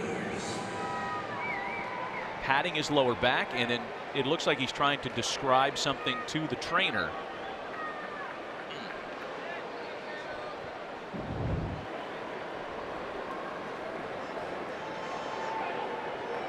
I'd say that'll make Red Sox Nation cringe. Yeah, you bet. You almost hope that it was the foul ball off the foot, because that's a bruise and back can be scary. Eduardo Nunez has had a big night. Yes, he's been banged up a little bit, but 3 hits. He scored a couple of runs and stolen a base.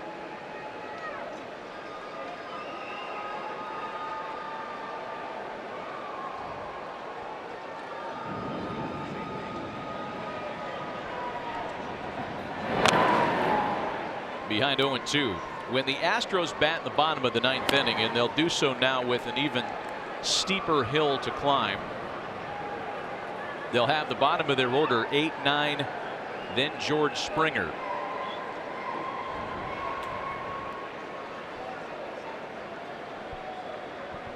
Looked like the Astros were going to match Boston swing for swing after Springer's leadoff home run in the first. And a swing and a miss finishes the inning for Ken Giles. Not before Boston plays 2 more. We go to the last of the 9th. All Red Sox in Houston tonight.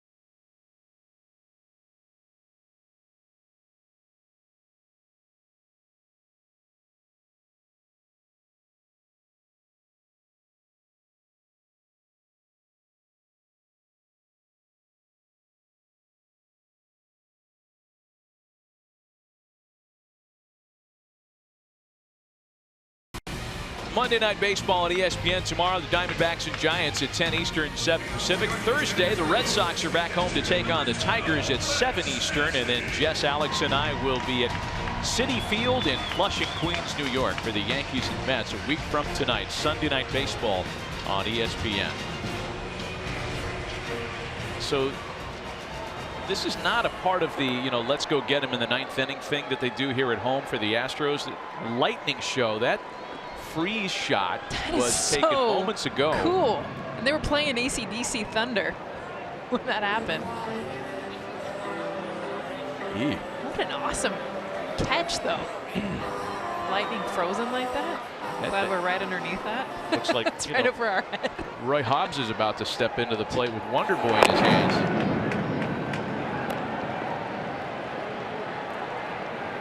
So it is under those circumstances that Heath Embry enters to try to finish things out here in the last of the ninth.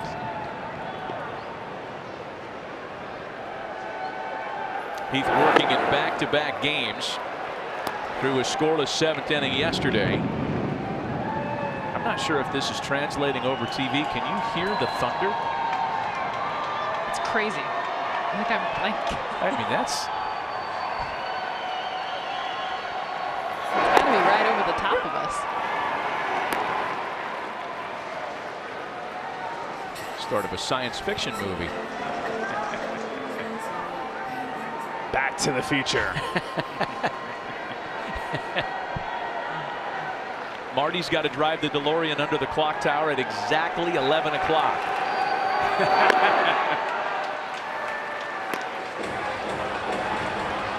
Two balls and 2 strikes. The count to Max Stassi.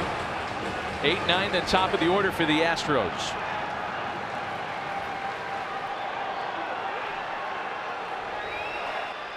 Boy, give the Red Sox a lot of credit in this series. They lost each of the first 2 games here at Minute Maid Park.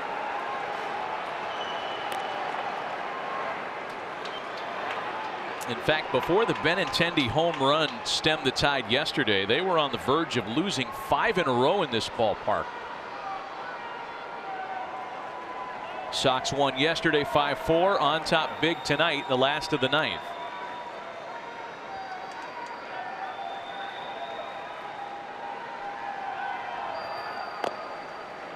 And a called strike 3.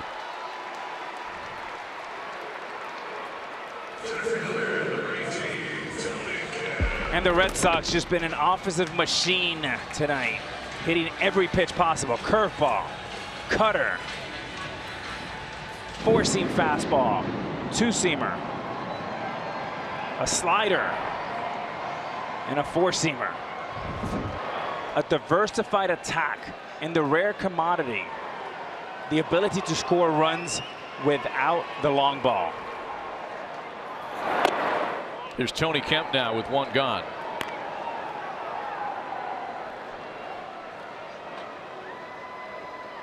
You know, the Yankees and Astros have gotten so much of the attention in the American League, despite the great start the Red Sox got off to. Boston was the first to 40 wins. They got there with their victory yesterday, and it's part of an interesting equation because in 4 of the last 5 seasons, the team that got to 40 wins first went on to the World Series. 3 of those teams went on to win it all. Astros last year, Cubs in 2016. A pop from Moreland, who will yield to Holt, and the Astros are down to their final out tonight. Reminder, Sports Center right after us tonight. A complete Game 2 recap from Oakland. The Warriors taking a 2-0 lead on the Cavs with a decisive victory tonight. And Matt, I think you mentioned all the teams, great parity right now with the great ones. But I think the 3 people to watch closely as the trading deadline comes is Jeff Luhnow, Dave Dombrowski, and Brian Cashman. Last year, the trading deadline was won by the Astros in acquiring Justin Verlander. That equaled the World Championship. This year, I cannot wait to see what moves Luhnow, Dombrowski, and Cashman have for their teams. Yeah, and remember the Verlander deal came late. Yep. At the 11th hour. In all 3 teams, to a degree, they're very balanced. So it's going to take one of these legendary baseball executives to put their hallmark on what this season ends up like. 1-1 the count to George Springer.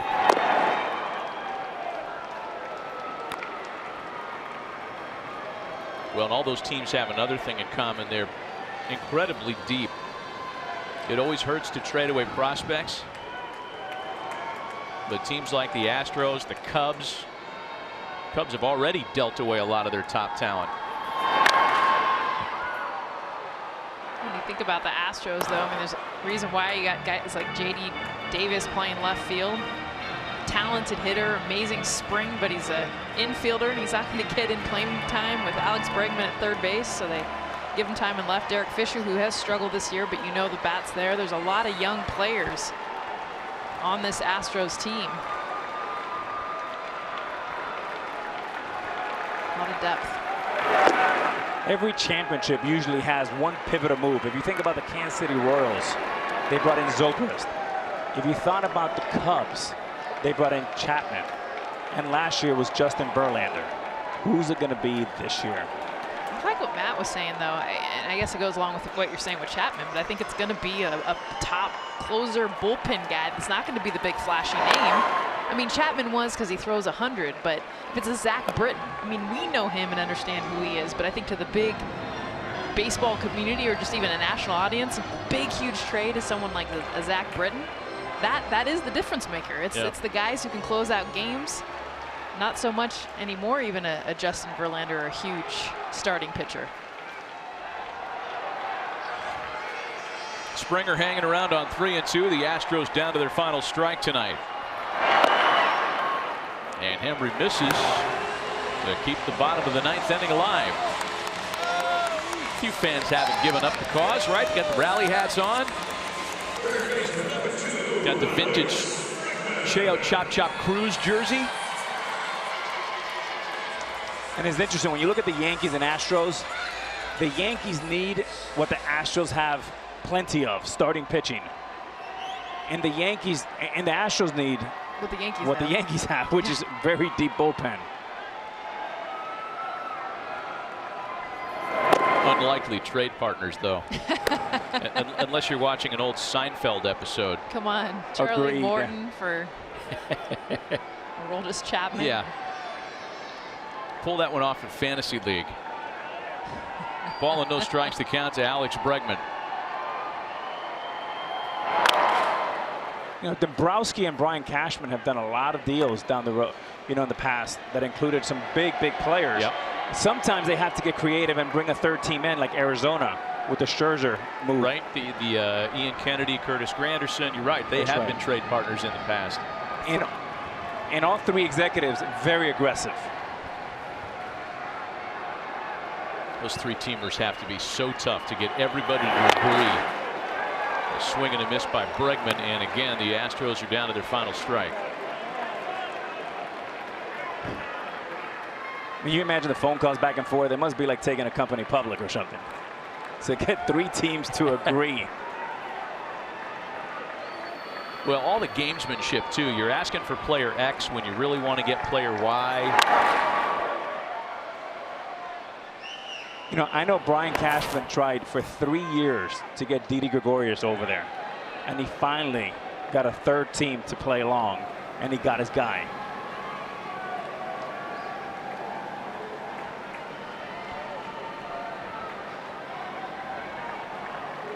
Still the ball and 2 strikes on Alex Bregman. Runner aboard with 2 gone last of the 9th on a night that has been decidedly Boston's.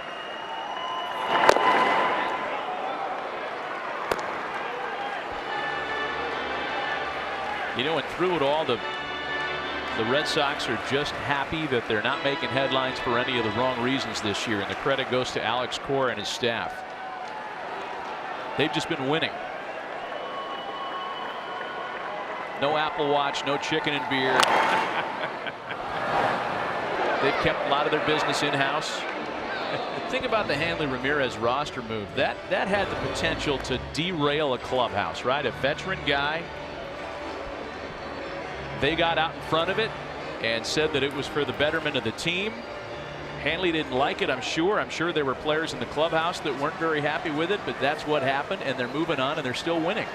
You know, when John Henry and Tom Werner, the partners, owners of the Red Sox, when they brought in Dombrowski, it was for evaluations and decisions like that, the tough decisions. And Dombrowski has a track record and then some. Into foul territory. Moreland giving chase, and it's a couple of rows deep.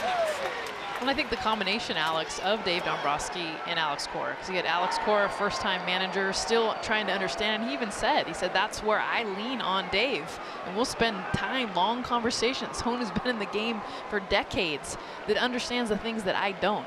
And it's cool to just hear him talk about that blend, and you get the mix of someone that's very veteran to a guy that's very new to the game in Cora. Yeah, I found that really interesting that Alex Cora really values being under Dave Dombrowski's tutelage. And as much as they talk daily. Jessica, if the season ended today, who do you like? Who is the best team in baseball for you right now? Red Sox. Why? I like the way that they, honestly, the way they play their offense. And my eyes go to offense. I know that it's a day and age of bullpens and pitching, but this offense, you look when Mookie Betts is healthy. I know you said today, but Mookie's coming back soon, so I'll take that. Who's yours? Oh, boy. Boy, you put me in a tough spot. I like asking Hey, the you question. asked me. Yeah, it's a tough one.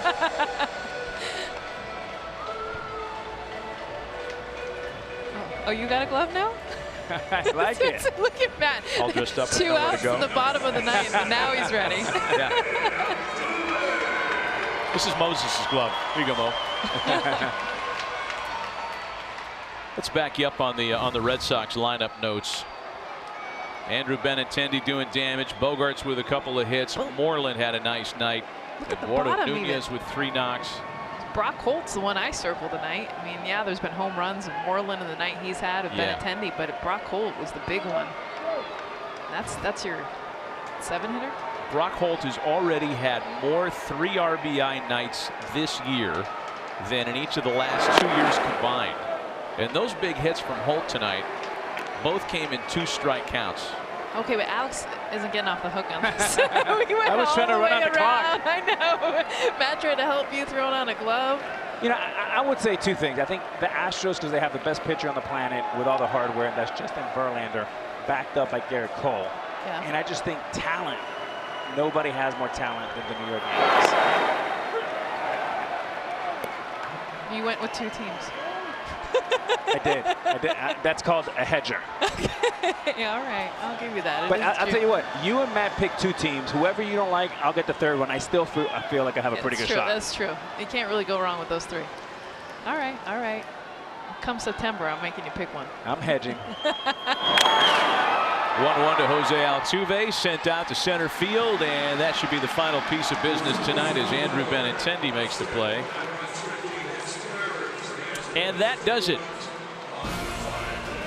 Oh, that was Blake Swihart that made the catch. We've been sitting out here in the outfield all day, and I still don't get the angles. Final score tonight, Red Sox beat the Astros 9-3. For Alex Rodriguez and Jessica Mendoza, Matt Vasgersian saying goodnight from Minute Maid Park. John Anderson and Kenny Mayne are up next with Sports Center. Red Sox earned the series split with a 9-3 win in Houston tonight. We'll see you from Citi Field next week.